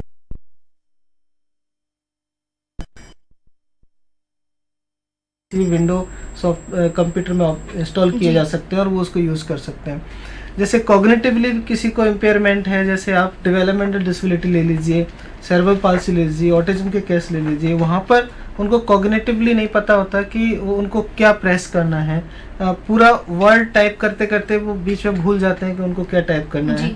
उसके लिए नरेटर्स हैं, आपके प्रिडिक्टर्स सॉफ्टवेयर्स आते हैं यहाँ पे कि जो टोटल डिक्शनरी है वो कंप्यूटर में ऑलरेडी है। जब आप टाइप करेंगे तो उससे रिलेटेड जो आप फर्स्ट और सेकंड लेटर टाइप कर रहे हैं तो उससे रिलेटेड जितने वर्ड्स बनते हैं वो ऑलरेडी साइड में स्क्रीन पर रिफ्लेक्ट होंगे, तो आप सेलेक्ट कर सकते हैं। जो फास्ट टाइपिंग के लिए तो अलग अलग सॉफ्टवेयर्स हर डिसेबिलिटी के अकॉर्डिंग आते हैं। और ये तो सॉफ्टवेयर की बात होगी। जैसे हम टूल्स की बात कर रहे हैं तो टूल्स में जैसे हमने ये डिवाइसेस बताए, अलग अलग तरह के माउस बताए, तो ये चीज़ें अवेलेबल हैं। जी कविता, जैसे आपने पूछा कि इसमें हमने ऑन स्क्रीन कीबोर्ड की ऑप्शन आपको दिखाई, आपने इसमें पूछा कि किस तरह से किन इंडिविजुअल्स के लिए यूज़फुल है। जी जी। अगर देखा जाए ये कीबोर्ड मेरे सामने है जो एक बहुत ही स्टैंडर्ड कीबोर्ड है, और अगर इसको ऑपरेट करना हो और मैं अपने हाथ अगर इस तरह से रखूँ कीबोर्ड ऑपरेट करने के लिए, तो आप देख सकते हैं कि मेरी रिस्ट पे मिनिमम 20 डिग्रीज की एक्सटेंशन चाहिए और फिंगर्स की मुझे कोऑर्डिनेटेड मूवमेंट चाहिए, क्योंकि मुझे सामने देखना भी है और साथ साथ टाइपिंग वर्क भी करना है। इसके लिए बहुत हाईटेक स्किल्स और रिएक्शन टाइम की बहुत ज़रूरत है। अब अगर किसी में इतने वो स्किल्स नहीं है, और इसके लिए हाईली कॉग्निटिव स्किल्स भी बहुत जी चाहिए। ज़रूर।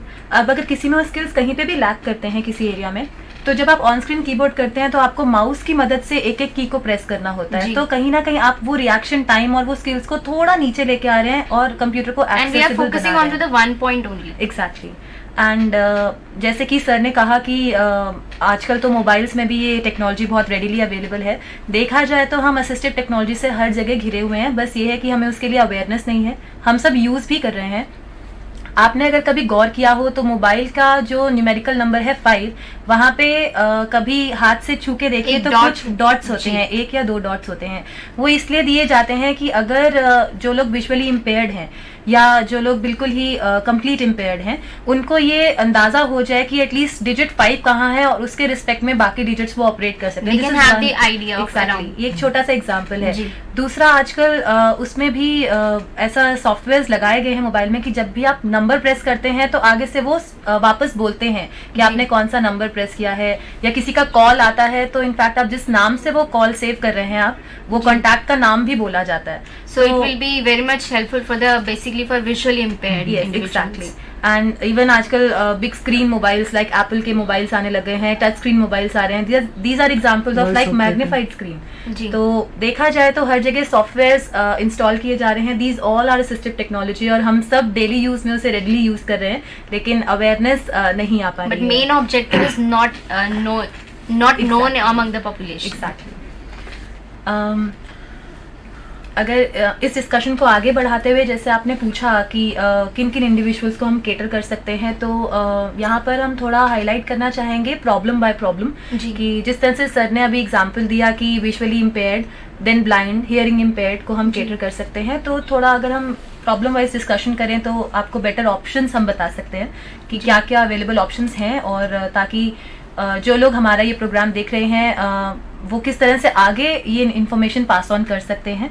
और जी मैम, जैसे कि आपने बताया कि हम कैसे अडेप्टेशंस कर सकते हैं, और हमारे एक्सपर्ट बता रहे हैं एग्जांपल्स के साथ कि कैसे आजकल की जो लाइफ में हम टेक्नोलॉजीज का यूज़ कर रहे हैं, but we should know the main objective कि जैसे अगर हम मोबाइल फ़ोन्स यूज़ कर रहे हैं उसमें अगर हमें अडेप्टेशंस प्रोवाइड की गई हैं, जैसे 5 नंबर पे हमें बताया कि कुछ डॉट्स प्रेजेंट होते हैं, तो वो बेसिकली विजुअली इम्पेयर्ड इंडिविजुअल्स को बहुत ज़्यादा हेल्प करते हैं टू फाइंड आउट, अगर वो मान लीजिए कुछ भूल जाते हैं या कोई प्रॉब्लम होती है तो वो लोकेट कर सकते हैं आसपास के नंबर्स को और पूरी तरह से उस फैसिलिटी का यूज़ कर सकते हैं। जी अब सबसे पहले जो स्टैंडर्ड कीबोर्ड और माउस है, क्योंकि ये बहुत इंपॉर्टेंट चीज़ें हैं दोनों ही कंप्यूटर में इनपुट देने के लिए, तो यहाँ कैसी प्रॉब्लम्स आ सकती है और हम किस तरह के सॉफ्टवेयर और हार्डवेयर ऑप्शंस अवेलेबल करा सकते हैं। सबसे पहली problem, modifier key if can not be use at the same time as other key. कुछ कीज मॉडिफायर कीज होती हैं, आपको अगर यूजुअली आपको 2 कीज साथ में चलानी होती हैं, अगर आप ऐसा नहीं कर पा रहे हैं तो आप किस तरह से इस प्रॉब्लम को केटर कर सकते हैं। सॉफ्टवेयर अप्रोच में इसके लिए आती हैं स्टिकी कीज।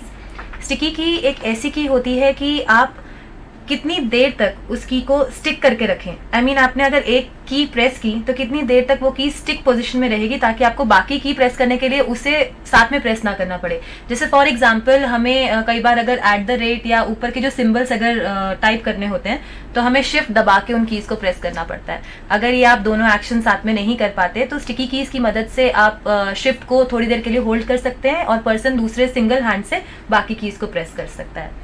एंड इसके लिए हार्डवेयर अप्रोच अगर आप यूज करना चाहें तो कोई मैकेनिकल लैच, मतलब एक डिवाइस ऐसा होता है एक लैच की मदद से, लैच समझना चाहें जैसे एक डोर नॉब का लैच होता है, वैसे एक लैच से आप उस की को होल्ड कर सकते हैं एक जगह पे, ताकि आपकी फिंगर पे अनड्यू प्रेशर ना पड़े या अनड्यू फोर्स ना लगाना पड़े और आप बाद में सिंगल हैंडेड दूसरी कीज को ये खासकर उन लोगों के लिए कि जैसे वन हैंड एम्पुटी हैं या हेमीप्लीजिया हैं या फिर जिनका एक हाथ काम नहीं करता या फिर एक कोऑर्डिनेशन इतना अच्छा नहीं है, तो उन लोगों के लिए ये स्टिकी कीज यूज़ किए जाते हैं और ये एक नॉर्मल कंप्यूटर में ऑलरेडी अवेलेबल है। ऐसा नहीं है इसके लिए कोई अलग से सॉफ्टवेयर है, अलग से किस उनको प्रोग्राम किया जाता है, उनको सेट किया जाता है। तो जैसे अभी ये बता सकते हैं आगे कि किस तरह से इनको सेट करना है। तो ये खासकर हर डिसेबिलिटी को लेके ये पहले से ही कंप्यूटर में इस तरह के फीचर्स डाले गए हैं और नहीं है तो इस तरह के सॉफ्टवेयर्स अवेलेबल है, हार्डवेयर अवेलेबल है, जो कि कोई भी अगर कंप्यूटर ऑपरेट करने में अक्षम है तो उसको सक्षम बनाया जा सकता है। दूसरी प्रॉब्लम देखी जाए, a user who can not release key before it starts to repeat. कई बार ऐसा होता है कि आपने एक की दबाई और उस पर प्रेशर पड़ा और वो की एक लाइन में टाइप होती चली जाती है। तो अगर आपने ये प्रॉब्लम सॉल्व करना है कि रिपीटिशन ना हो, तो इसके लिए हम क्या कर सकते हैं? इसके लिए सॉफ्टवेयर अप्रोच होती है रिपीट कीज। रिपीट कीज का मतलब होता है कि आप इसे स्टिकी कीज से मिक्स ना करें। स्टिकी कीज में एक्चुअली हम ऐसा टाइम सेट करते हैं कि वो एक निश्चित टाइम तक दबी रहे और आप सिंगल हैंडेड दूसरे कीज कर सके।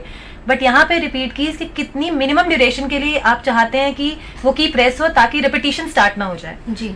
और हार्डवेयर अप्रोच इसके लिए आप की गार्ड लगा सकते हैं। की गार्ड जैसे कि एक जिगजैग जैसा एक टेम्पलेट होता है, छोटा सा स्क्वायर टेम्पलेट होता है जिसके बीच में सेक्शंस बने होते हैं कीज के लिए, और जहां पर आप उसे प्लेस करेंगे वहां पे वो एक बाइसेक्शन क्रिएट कर देता है, 2 या 3 जितनी भी आपका बड़ा की गार्ड है। तो जब आप टाइप करते हैं तो आपके कीज मिक्स नहीं होते, तो इसलिए और कीज भी साथ में नहीं दबते और रिपीट नहीं होते। ये खासकर उन लोगों के लिए होता है जो जिनका कि पॉइंटिंग एरिया और टारगेट एरिया बड़ा होता है। जैसे कोई जैसे सेरेब्रल पाल्सी के केस में देखा गया कि उनकी एक फिंगर का पॉइंटर नहीं बनता प्रॉपर्ली, वो कभी कभी थंब से या फिर नॉक से या फिर पूरे हाथ से ही प्रेस करते हैं कीज। तो कीबोर्ड इतना छोटा है कि वो सेपरेट नहीं होते कीज, वो 2-3 की एक साथ में प्रेस हो जाती हैं। जैसे जो रिपीट की बात की यहाँ पे, तो जैसे कई लोग होते हैं जिनके कि हाथ में इतना पावर नहीं है कि प्रेस करने के बाद वो तुरंत ही हाथ को उठा ले, वो जो प्रेस ही रहा वो बटन, तो वो बटन बहुत सारा टाइप ही होता रहता है वो वाला। तो जो टाइप वो करना चाह रहे हैं वो वापस से वो डिलीट करना फिर टाइप करना, तो उसके लिए रिपीट की के टाइम सेट किया जाता है कि कितने देर तक अगर वो होल्ड होता है। तो ये डिपेंड करता है इंडिविजुअल पे कि उसकी कॉग्निटिव लेवल और उसकी फंक्शनल कैपेबिलिटी कितनी है कि कितना टाइम लेते हैं वो एक बटन को प्रेस करने में। तो जितना टाइम लेते हैं उतना ही टाइम उसमें सेट कर दिया जाएगा। तो वो जब वो बटन को प्रेस कर रहे हैं तो उतना अपना टाइम लेंगे, उतना जब वो आराम से टाइप कर पाएंगे। की गार्ड में कीज को सेपरेट कर दिया जाता है, एक गार्ड बीच में सेपरेशन डाल दिया जाता है। तो एक बटन को प्रेस कर रहे हैं तो वही बटन प्रेस होगा, साइड के प्रेस नहीं होंगे। तो उससे जो एरर्स आएंगे, टाइपिंग एरर्स कम हो जाएंगे, तो उनकी जो आउटकम है, जो टेक्स्ट है, वो आराम से टाइप कर पाएंगे। आगे एक प्रॉब्लम और आती है कि user accidentally hit wrong keys, कि जब आप टाइप कर रहे हैं तो जो टाइप करना है उसके साथ साथ कुछ और कीज भी दब जाती हैं। तो इसके लिए सॉफ्टवेयर अप्रोच में आता है आपके पास slow keys and bounce keys. Slow keys की बेसिकली आप कीज एक पर्टिकुलर टाइम पे धीरे धीरे प्रेस कर सकें, एंड बाउंस कीज ऐसी कीज होती हैं कि अगर आपने कोई रॉन्ग की हिट कर दी है तो इंस्टेड ऑफ गेटिंग प्रेस्ड और टाइपिंग हो जाए, वो वापस बाउंस बैक कर देंगे। तो आप ऑटोमेटिकली एक्सीडेंट एक आइडिया हो जाएगा इंडिविजुअल को कि कोई कोई मिस्टेक कमिट हुई है। एंड हार्डवेयर अप्रोच में ऐसी प्रॉब्लम के लिए आप दे सकते हैं की गार्ड्स, जैसे कि अभी हमने एक्सप्लेन किया। टेम्पलेट्स भी आते हैं इसके लिए बने हुए, और शील्ड्स आ जाती हैं कि आपको जितना एरिया पे वर्क करना है वही, और बाकी आप शील्ड में कवर कर सकते हैं ताकि गलती से रॉन्ग कीज हिट ना हो। अगर कोई पर्सन इजीली पॉइंट नहीं कर सकता हैंड या फिंगर से, तो उसके लिए आप क्या कर सकते हैं? इसके लिए कोई सॉफ्टवेयर अप्रोच हमारे पास अवेलेबल नहीं है। जो भी ऑप्शंस है वो हार्डवेयर इंस्टॉलेशन से की जाएंगी। लाइक आप कोई टाइपिंग एड दे सकते हैं, जो हमने इनिशियली अपने प्रोग्राम में आपको एड दिखाया था, उसमें जहाँ पे आप पेन लगाते हैं उसी तरह के कुछ टाइपिंग एड्स भी बनाए जाते हैं। अब उनकी सहूलियत से आप एक एक की को प्रेस कर सकते हैं। देन आप माउथ स्टिक दे सकते हैं, जिनके हैंड्स में या अपर लिम्स में कहीं भी पावर नहीं है, तो वो माउथ में एक स्टिक एलोंगेट करके, मतलब अपने हेड मूवमेंट से, नेक मूवमेंट से, चिन मूवमेंट से उस स्टिक की मदद से टाइपिंग कर सकते हैं। एंड थर्डली हेड पॉइंटर, मतलब ये अगर देखा जाए तो हमने ग्रेडेशन की है कि अगर आप हैंड्स यूज नहीं, फिंगर्स यूज नहीं कर पा रहे हैं तो टाइपिंग एड लीजिए, अगर कहीं पावर नहीं है तो यूज कर सकते हैं। और अगर वहाँ भी प्रॉब्लम आ रही है तो आप बिल्कुल ही सिर्फ हेड पॉइंटर लीजिए। हेड पॉइंटर में आप एक हेड पे बैंड लगा दिया जाता है और वहाँ पे पॉइंटर आता है जिसकी मदद से आप टाइपिंग और अपने कंप्यूटर टास्क कर सकते हैं, अगर बिल्कुल ही बाकी के मूवमेंट्स भी आपके रिस्ट्रिक्टेड है। अगली प्रॉब्लम देखी गई है वो है कि यूज़र माउस को मैनिपुलेट नहीं कर सकता। तो उसके लिए सॉफ्टवेयर अप्रोच में आप दे सकते हैं माउस कीज, लाइक कीबोर्ड के ऊपर ही एरो कीज होती हैं, माउस कीज होती हैं, वहाँ से माउस ऑपरेट ना करके आप कीबोर्ड से डायरेक्टली माउस के फंक्शंस ऑपरेट कर सकते हैं। और हार्डवेयर अप्रोच में आप ट्रैक बॉल यूज़ कर सकते हैं, जो हमने माउस दिखाया था पहले। ट्रैक बॉल, ये ट्रैक बॉल माउस है जो इसमें आप रेड कलर का राउंड पोर्शन देख रहे हैं, this is track ball.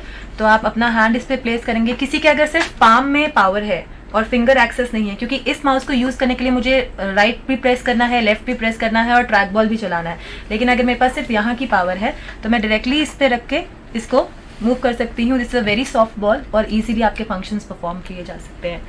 And then the next is joystick. ये ज़्यादातर कंप्यूटर गेम्स में बच्चे यूज़ करते हैं इसको। इसमें बहुत सारे फंक्शंस हैं, इसको प्रोग्राम किया जा सकता है, बहुत सारे बटन्स हैं इसके अंदर। ये भी जॉयस्टिक है जिसमें कि आप इसको कंप्यूटर से अटैच करेंगे।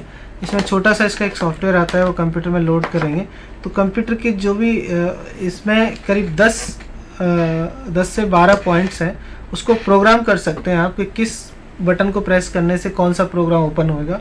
प्लस ये जॉयस्टिक भी है कि जिस डायरेक्शन में आप मूव करेंगे उस डायरेक्शन में ये मूव हो सकती है।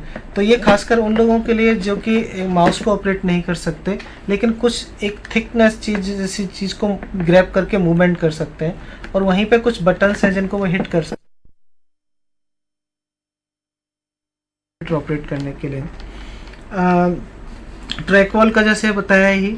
आगे जैसे कीबोर्ड, आपको डिफरेंट टाइप के आप कीबोर्ड देख रहे हैं। ये बहुत टाइप के कीबोर्ड आते हैं। जनरली कीबोर्ड जो हमने देखा है वो नॉर्मल कीबोर्ड देखा है हमने यहाँ पे, लेकिन यहाँ पे स्क्रीन पे जब आपको दिखा रहे हैं डिफरेंट टाइप के कीबोर्ड, कुछ कीबोर्ड ऐसे आते हैं जिनको कि कॉग्निटिव डिसऑर्डर होता है जिन लोगों को, कि वो पहचान नहीं कर पाते हैं, कि ना तो वो सीख पाते हैं ना वो पहचान कर पाते हैं कि ए कहाँ है, बी कहाँ है, सी कहाँ है, या फिर डिफरेंट लेटर्स कहाँ हैं। तो इस तरह के कीबोर्ड आते हैं, इसको ABC कीबोर्ड बोलते हैं, जिसमें लेटर्स एक सीरीज में होते हैं, ABCDEFGHI like this A to Z। तो वहाँ पे ढूंढने की और जानकारी लेने की ज़रूरत नहीं है, उनको मालूम है कि कौन सा लेटर कहाँ है। तो कुछ कीबोर्ड ऐसे आते हैं। ये जो कीबोर्ड देख रहे हैं वो स्प्लिट कीबोर्ड है, कि हैंड की पोजीशन के अकॉर्डिंग, कि जैसे आपकी हैंड का मूवमेंट है, जितना रेंज ऑफ मोशन है आपके हाथ का, एक हाथ का या दोनों हाथ का, उसके अकॉर्डिंग ही कीबोर्ड को सेट किया गया है। लेकिन ये कीबोर्ड एक पर्टिकुलर इंडिविजुअल के अकॉर्डिंग है, ये हर एक के लिए नहीं है, उसी के लिए है जिसका रेंज ऑफ मोशन कम है, जिसका टारगेट एरिया कैसा है, उसका पॉइंटिंग एरिया कहाँ है, क्या पोजीशनिंग है, उसके लिए कंप्यूटर वर्क स्टेशन तैयार किया जाता है।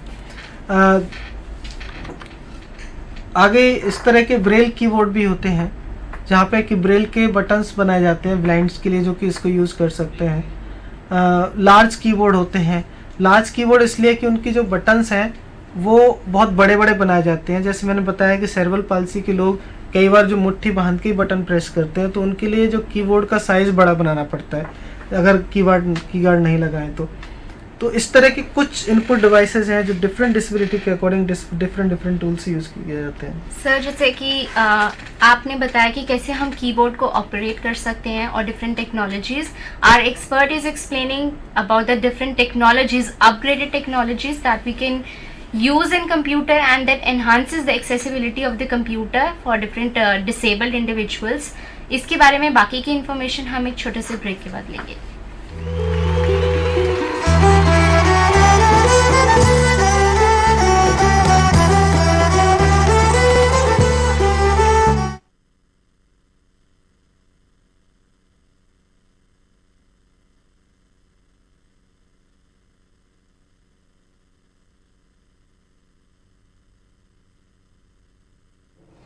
किसी की मुस्कुराहटों पे हो निसार, किसी का दर्द मिल सके तो ले उधार, किसी के वास्ते हो तेरे दिल में प्यार, जीना इसी का नाम है, जीना इसी का नाम है। मान अपनी जेब से फकीर हैं, फिर भी यार दिल के हम अमीर हैं। मिटे जो प्यार के लिए वो जिंदगी, जले बहार के लिए वो जिंदगी। किसी को हो ना हो हमें तो एतबार, जीना इसी का नाम है, जीना इसी का नाम है।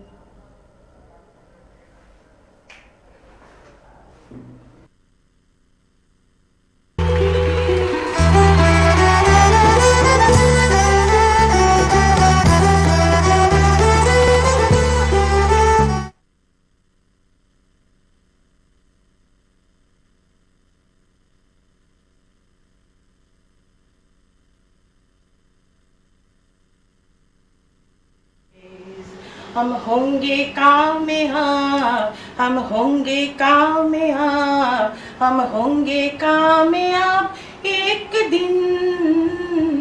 ओ मन में है विश्वास, होंगे कामयाब एक दिन। We shall overcome, we shall overcome, we shall overcome someday. Oh, deep in my heart, I do believe that we shall overcome someday. We shall overcome someday. We shall overcome someday.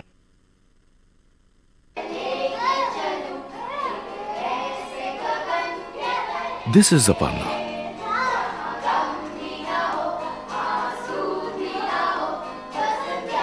She loves chess and Shah Rukh Khan. Her best friend is Swati.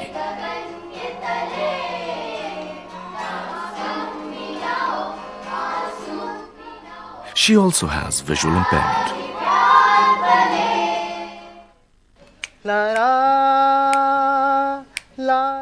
This is Neeraj. धीरे धीरे चल रही, He plays many instruments. सुनो जो कहानी He loves Mohammad Rafi and cricket. ये कहानी सदियों पुरानी है, ये कहानी हमें सुना। He also uses crutches for mobility. धीरे धीरे चंदा है तू, मेरा सूरज है तू, This is Raj Bala. मेरी आँखों का तारा है तू, जीती हूँ मैं बस तुझे देख कर। With her husband and daughter.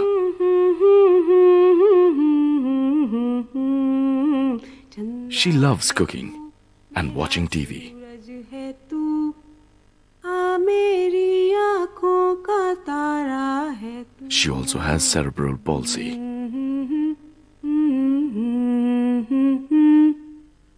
Look beyond the disability. Look at the person.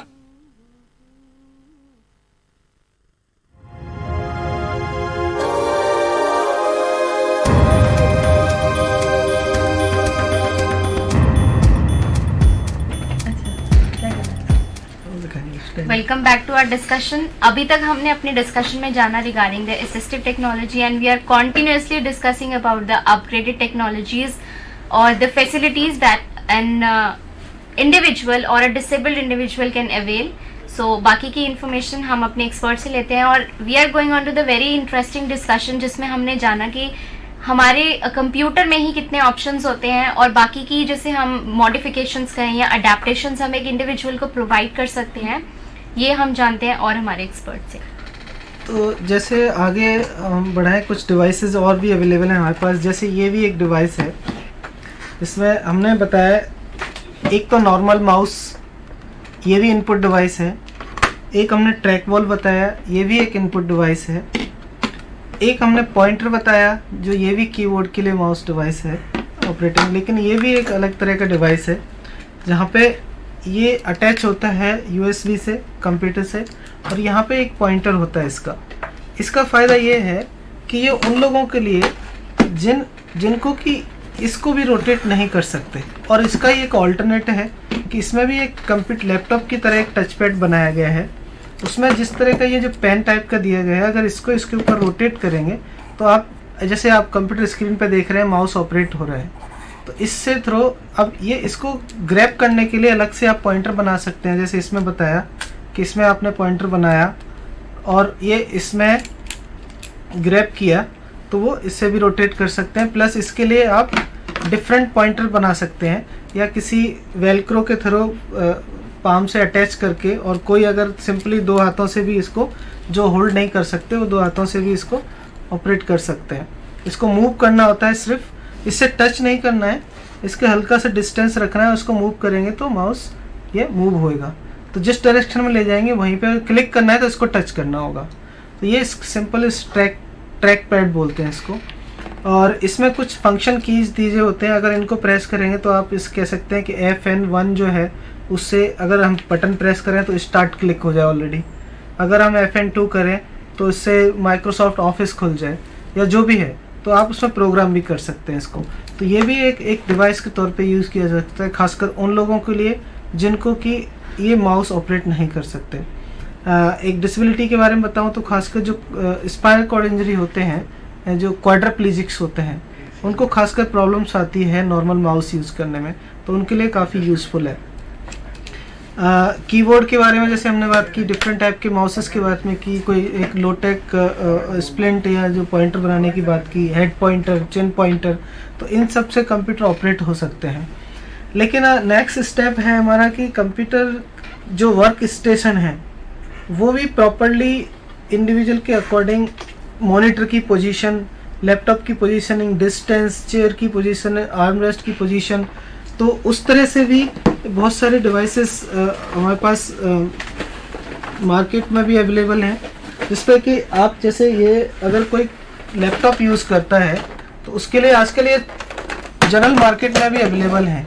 तो आप लैपटॉप के लिए इस तरह से यूज़ ना करके अगर उसको आप इस तरह से हैंग इस पे करते हैं तो ये आप यहाँ पर जो पॉइंट कर रहा है, इसको एक स्टैंड बनाया लैपटॉप के लिए जिससे आप इस स्टैंड पे लगा सकते हैं। तो जो पॉइंट कर रहा है या चिन से या पॉइंटर से पॉइंट कर रहा है तो उसको इजी हो जाता है यहाँ पे पॉइंट करना, और स्क्रीन का जो हाइट है वो बढ़ गया। अगर कोई व्हीलचेयर में बैठा हुआ इंडिविजुअल है उसको ऑपरेट करना है या फिर जो, और इसको डिफरेंट एंगल्स पे आप सेट कर सकते हैं। तो ये एक नोटबुक स्टैंड है, ये एक छोटा सा डिवाइस है जो कि इसको एर्गोनॉमिकली आपके एंगल को एडजस्ट करता है। तो आप जिसमें कीबोर्ड मॉनिटर का भी एंगल एडजस्ट कर सकते हैं, प्लस इसकी भी हाइट कम ज़्यादा कर सकते हैं यहाँ से, तो आप किसी भी एंगल पे इसको सेट कर सकते हैं। तो ये एक वर्क स्टेशन कैसा हो आपका, किस तरह से एर्गोनॉमिकली आपका जो जिस पे आप वर्क कर रहे हैं वो कितना आपकी पोजीशन से सेट करता है, मैच करता है, तो वो चीज़ें हैं। दूसरा, आप जिस तरह का एक सिंपल ये डिवाइस है जहाँ पे कुछ नहीं है, अपना जो हमने जनरली ऑफिसेज में देखा है इतना पार्ट देखा होगा माउस के लिए, लेकिन अगर आप इसमें सिंपल एक ये चीज़ लगाते हैं, और खासकर ये डिसेबिलिटी एरिया की बात नहीं कर रहा मैं, आप जो लोग वीपीओज में काम करते हैं, खासकर आजकल कंप्यूटर का इतना चलन है हर जगह कि कंप्यूटर पे लोगों को घंटों बैठना होता है, तो अगर उनकी पोजीशनिंग उस तरह की नहीं होगी कि अगर इस पोजीशन पे अगर इस पर्टिकुलर पैड के ऊपर अपनी रिस्ट को रेस्ट करें और फिर माउस का यूज़ करें, तो उनको कभी भी फटीगनेस या पेन या फिर टायर्डनेस फील नहीं होगी। सिंपल एक पैड को मॉडिफाई कर दिया गया। इसी तरह से जब वर्क स्टेशन आपकी पोजीशन आपकी एर्गोनॉमिक्स के अकॉर्डिंग डिजाइन होता है तो आपको फटीगनेस फील नहीं होती है, आप घंटों कंप्यूटर पे बिना थके काम कर सकते हैं। तो ये सिर्फ हम डिसेबिलिटी एरिया के लिए बात नहीं कर रहे, हमारे पास बहुत सारे केसेस आते हैं हमारे पास, खासकर जो आप ये देखें मल्टी जो कंपनीज हैं, ग्लोबलाइजेशन है आजकल, इतनी कंपनीज हैं जिन पे कंप्यूटर पे ही काम होता है, कॉल सेंटर्स हैं, घंटों बैठना होता है, तो एक तो उनकी कभी पोजीशन अच्छी नहीं होती है, उनका मॉनिटर पे ही ध्यान होता है क्योंकि उनको टारगेट पूरा करना है, उनको ये ध्यान नहीं होता किस तरह हम बैठे हुए हैं, हमारी पोजीशन क्या है, हम कैसे बैठे हैं, तो उनको सेकेंडरी प्रॉब्लम्स बहुत होते हैं। जैसे आजकल लो बैक पेन होना बहुत ज़्यादा जनरल हो गया लोगों में कि उनकी पोजीशन प्रॉपर नहीं है। अगर वो अपनी पोजीशन प्रॉपर बनाए हैं, और खासकर ये छोटे मोटे टूल्स यूज़ करके, ऐसा नहीं है कोई अलग से डिज़ाइन करना होगा, अपनी चेयर की पोजीशन, हाथ की पोजीशन, आपके मॉनिटर की पोजीशन प्रॉपर हो, कीबोर्ड की पोजीशन प्रॉपर हो, तो कभी ये सेकेंडरी कॉम्प्लिकेशंस ना आए। तो ये कुछ और ध्यान देने वाली बातें हैं जो हम यहाँ पे पॉइंट कर रहे हैं। अपार्ट फ्रॉम की कंप्यूटर एक्सेसिबिलिटी, क्योंकि कंप्यूटर से जुड़ा हुआ कुछ सवाल हैं तो हम इन पर चर्चा करना ज़रूरी समझते हैं। आगे जैसे आप कुछ बताना चाहें इस बारे में? जैसा कि सर ने ये माउस पैड के बारे में बताया कि इस माउस पैड में एक रिस्ट रेस्ट लगाने से हम जो क्यूमुलेटिव ट्रॉमा डिसऑर्डर बोलते हैं कि अगर आप बार बार रिस्ट को अनसपोर्टेड रखेंगे या फिर बैडली पोजीशन रखेंगे तो आपके टेंडन्स और मसल्स को इंजरी हो सकती है और आप लंबे फेज में बहुत ही पेनफुल सिचुएशंस में लैंड कर सकते हैं। ये माउस के साथ साथ आजकल कीबोर्ड के लिए भी अवेलेबल है। इसका ऑप्शन ऐसा होता है कि ये जो फोम पैड है वो बिल्कुल ही इसके लेंथ के अकॉर्डिंग बनाया जाता है। कई बार एक ट्रे बनाई जाती है जो उस ट्रे में आप अपना कीबोर्ड सेट कर सकते हैं और उसके आगे ऑटोमेटिकली आप एडजस्ट कर सकते हैं उस फोम पैड को। सो आप जब भी अपना हाथ टाइपिंग के लिए प्लेस करेंगे तो आपकी जो रिस्ट है और फिंगर्स है ऑटोमेटिकली उसके लेवल पे आ जाएंगे ताकि आपकी फर्दर डैमेज और इंजरीज प्रिवेंट हो सके। So both options are available, इधर ट्रे या फिर आप अलग से एक फोम का लंबा सेक्शन भी खरीद सकते हैं और उसे वहाँ पे पेस्ट कर सकते हैं अपने ऑफिस एरिया में। और इसके साथ साथ कुछ और भी डिवाइसेस होते हैं जैसे एबलनेट यूनिवर्सल माउंट।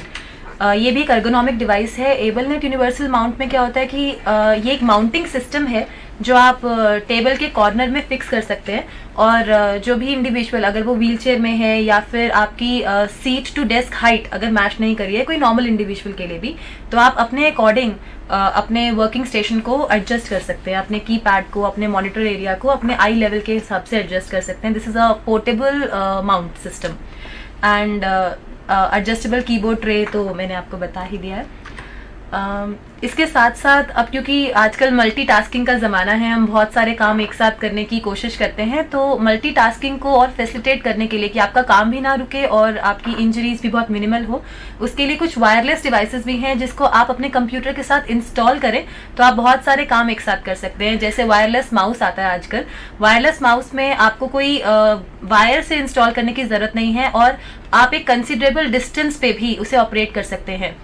जैसे कि अगर कोई व्हीलचेयर पे है और आपका मॉनिटर रूम के एक एंड में है और आप एकदम डोर पे हैं तो आप इवन वहां से भी अपना काम पीसी के ऊपर आप कर सकते हैं। और एक स्मार्ट नैव 4 के नाम से माउस आता है जिसे हैंड्स फ्री माउस कहा जाता है, आप उसे भी यूटिलाइज कर सकते हैं। तो इसी में ऐड किया जाए तो एनवायरमेंटल कंट्रोल डिवाइसेस भी होते हैं। एनवायरमेंटल कंट्रोल डिवाइसेस ऐसे एक डिवाइस है या आप इंटरफेस कहिए कि कोई भी डिसेबल्ड इंडिविजुअल अगर रूम के एक कोने से दूसरे कोने में नहीं जा सकता लेकिन वो चाहता है कि डिफरेंट जो अप्लायंसेस हैं वो ऑपरेट हो जाएं, तो हम बीच में इन कंट्रोल स्विचेस को ऐड ऑन करते हैं ताकि आप अपने बेड एरिया के पास से ही इसे ऑपरेट कर सकते हैं। ये फैसिलिटी आजकल मल्टी स्टारर जो आपके होटल्स हैं वहाँ पे अवेलेबल होती है, बट वहाँ तो लग्जरी आइटम्स के लिए कहा जाता है, but if it can be brought to normal man तो आप डिसेबिलिटी को काफ़ी हद तक केटर कर सकते हैं। तो इसमें आप एक्सटर्नल स्विच लगा सकते हैं। एक बड़ा सा स्विच होता है जिसे आप अगर इंस्टॉल करें तो आप एक पाम के प्रेस से या फिर अपने चिन के प्रेस से डिफरेंट अप्लायंस को ऑपरेट कर सकते हैं। दूसरा इसमें जैसे कंट्रोल एनवायरमेंटल कंट्रोल यूनिट जो है इस तरह का एक सॉफ्टवेयर भी आता है जिसमें जितने भी घर के अप्लायंसेज हैं जो इलेक्ट्रॉनिकली ऑपरेटेड हैं या किसी भी एक्टिविटी को आप इलेक्ट्रॉनिकली ऑपरेटेड बना भी सकते हैं। जैसे डोर को हमें इलेक्ट्रॉनिक ऑपरेटेड बनाना है, जो इंडिविजुअल डोर को इंडिविजुअली नहीं खोल सकता, अगर वो कंप्यूटर में ही ऐसा एक सॉफ्टवेयर आता है जिस सॉफ्टवेयर के थ्रू अगर कंप्यूटर से हर अप्लायंसेस का एक एक मॉड्यूल अटैच किया जाए और उसको प्रोग्राम कर दिया जाए तो उसको पर्टिकुलरली डिवाइस वायरलेसली ऑपरेट होती है। तो कंप्यूटर में स्विच होते हैं, वहाँ पे उसको आप प्रेस करिए, आपको माउस से प्रेस करना है या क्लिक करना है तो वो एक्टिविटी हो जाती है। तो ये एक इंटरफेस है जहाँ पे ये भी एक कंप्यूटर एक्सेसिबिलिटी का ही पार्ट है, जहाँ पे कि उन इंडिविजुअल को जो कि फिजिकली उस वर्क को नहीं कर सकते लेकिन उसको हमें इलेक्ट्रॉनिकली ऑपरेट कर सकते हैं कंप्यूटर के थ्रू। एंड आगे हम जैसे कंप्यूटर और कम्युनिकेशन की बात है, कम्युनिकेशन भी एक बहुत बड़ा, ये कंप्यूटर ऑपरेटिंग ही अपने आप में एक कम्युनिकेशन का पार्ट है। लेकिन जो लोग कम्युनिकेट नहीं कर पाते, जिनका स्पीच नहीं है, उनको कम्युनिकेट करना है, तो कंप्यूटर का भी बहुत बड़ा रोल है। वो टेक्स्ट अपना टाइप करें उसमें, और फिर कंप्यूटर में वो स्पीच सॉफ्टवेयर होता है जो कि वो उसको टेक्स्ट को साउंड में कन्वर्ट कर देता है। तो वो स्पीच स्पीकर के थ्रू वो दूसरे ऑडियंस से, जो भी लोग हैं, ऐसे बहुत लोग प्रेजेंटेशंस देते हैं जो कि मुंह से नहीं बोल सकते, लेकिन वो लिख सकते हैं, टाइप कर सकते हैं, और कंप्यूटर उनको एक साउंड में कन्वर्ट कर देता है। दूसरा जो कम्युनिकेशन की बात है, तो यहाँ पे अगर कोई लोग जैसे हर कोई साइन लैंग्वेज नहीं जानता, तो एक डेफ एंड डम में किसी नॉर्मल पर्सन से बात करना चाहे तो, या किसी को स्पीच डिसऑर्डर है, वो किसी से कम्युनिकेट करना चाहे, तो हर समय कंप्यूटर भी नहीं होएगा, तो उसको कम्युनिकेट कैसे करना है? तो उसके लिए कुछ कम्युनिकेशन वर्ड्स बनाए जाते हैं, कुछ सिंबल्स बनाए जाते हैं, जहाँ पे कि उसकी एबिलिटी को देखा जाता है कि इसकी एबिलिटी क्या है, इसकी कैपेबिलिटी क्या है। फिर जो जिस बारे में उसको ज़्यादातर कम्युनिकेट करना है, जैसे सुबह उठने तक उसको ब्रेकफास्ट के बारे में कम्युनिकेट करना है, उसको लंच के बारे में कन्वर्ट करना है, डिनर के बारे में, तो ये फूड से रिलेटेड, उसके खाने से रिलेटेड कम्युनिकेशन हो गया। अगर उसको क्लास में जाना है तो क्लास स्कूल से रिलेटेड क्या क्या कम्युनिकेशन होगा, उसके अकॉर्डिंग उसकी कम्युनिकेशन बुक या कम्युनिकेशन बोर्ड बन जाएगा। डिफरेंट पिक्चर्स होंगे, डिफरेंट टेक्स्ट होगी, तो उनको वो पॉइंट करके किसी से कम्युनिकेट कर सकते हैं। तो ये एक्टिविटी के according different communication boards, communication booklet तैयार किए जाते हैं इंडिविजुअल के अकॉर्डिंग। तो कंप्यूटर में तो ये ऑप्शंस है ही, लेकिन जिन लोगों के पास कंप्यूटर अवेलेबल नहीं है, कंप्यूटर पोर्टेबल नहीं है, आजकल पोर्टेबल कंप्यूटर्स भी आते हैं, छोटे छोटे कंप्यूटर्स आते हैं, जिसमें जैसे डायनावॉक्स सिस्टम आता है, जिसमें कम्युनिकेशन की एबिलिटी होती है।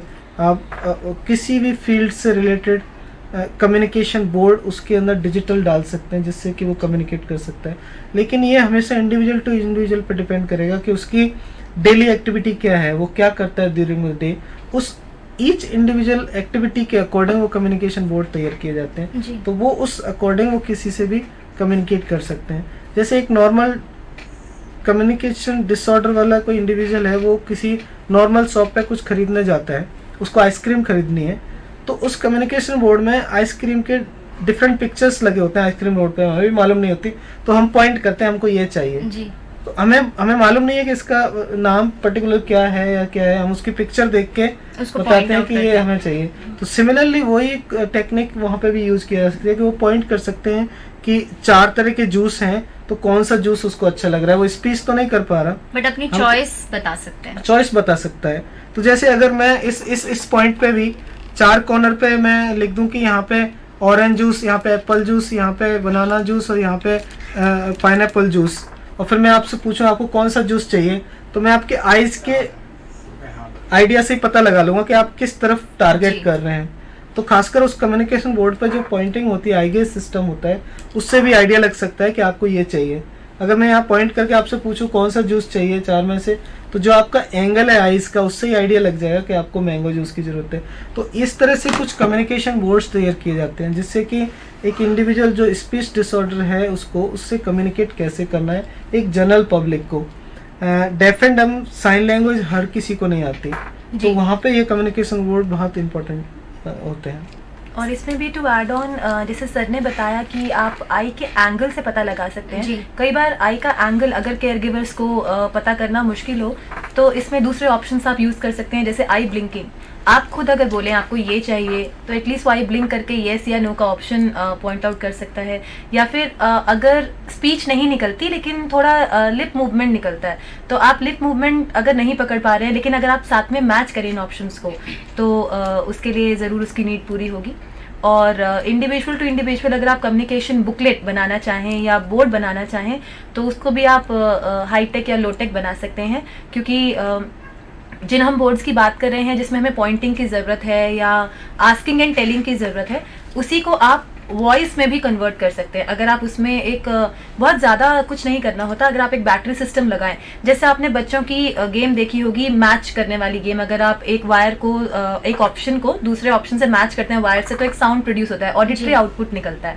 उसी तरह से अगर सपोज स्पीच नहीं है और लिमिटेड मूवमेंट है, तो पर्सन कैन पॉइंट एंड साथ में ऑडिटरी आवाज आएगी, जैसे आई नीड वाटर जी, तो वो उसे एक फीडबैक और इंक्रीज करके देगा कि एटलीस्ट मैं अपनी वॉइस में ना से लेकिन अपनी बात को और अच्छे से कम्युनिकेट कर पा रहा हूँ। So it depends upon the available options, the individual needs and आपके पास कैसे रिसोर्सेज हैं और सबका मैच कितना अच्छा आप बिठा सकते हैं। जी मैम, जैसे कि आपने कंप्यूटर एक्सेसिबिलिटी के बारे में बताया और कुछ कम्युनिकेशन डिवाइसेस के बारे में बताया हमारे व्यूअर्स को, so what other points you would like to add in this discussion?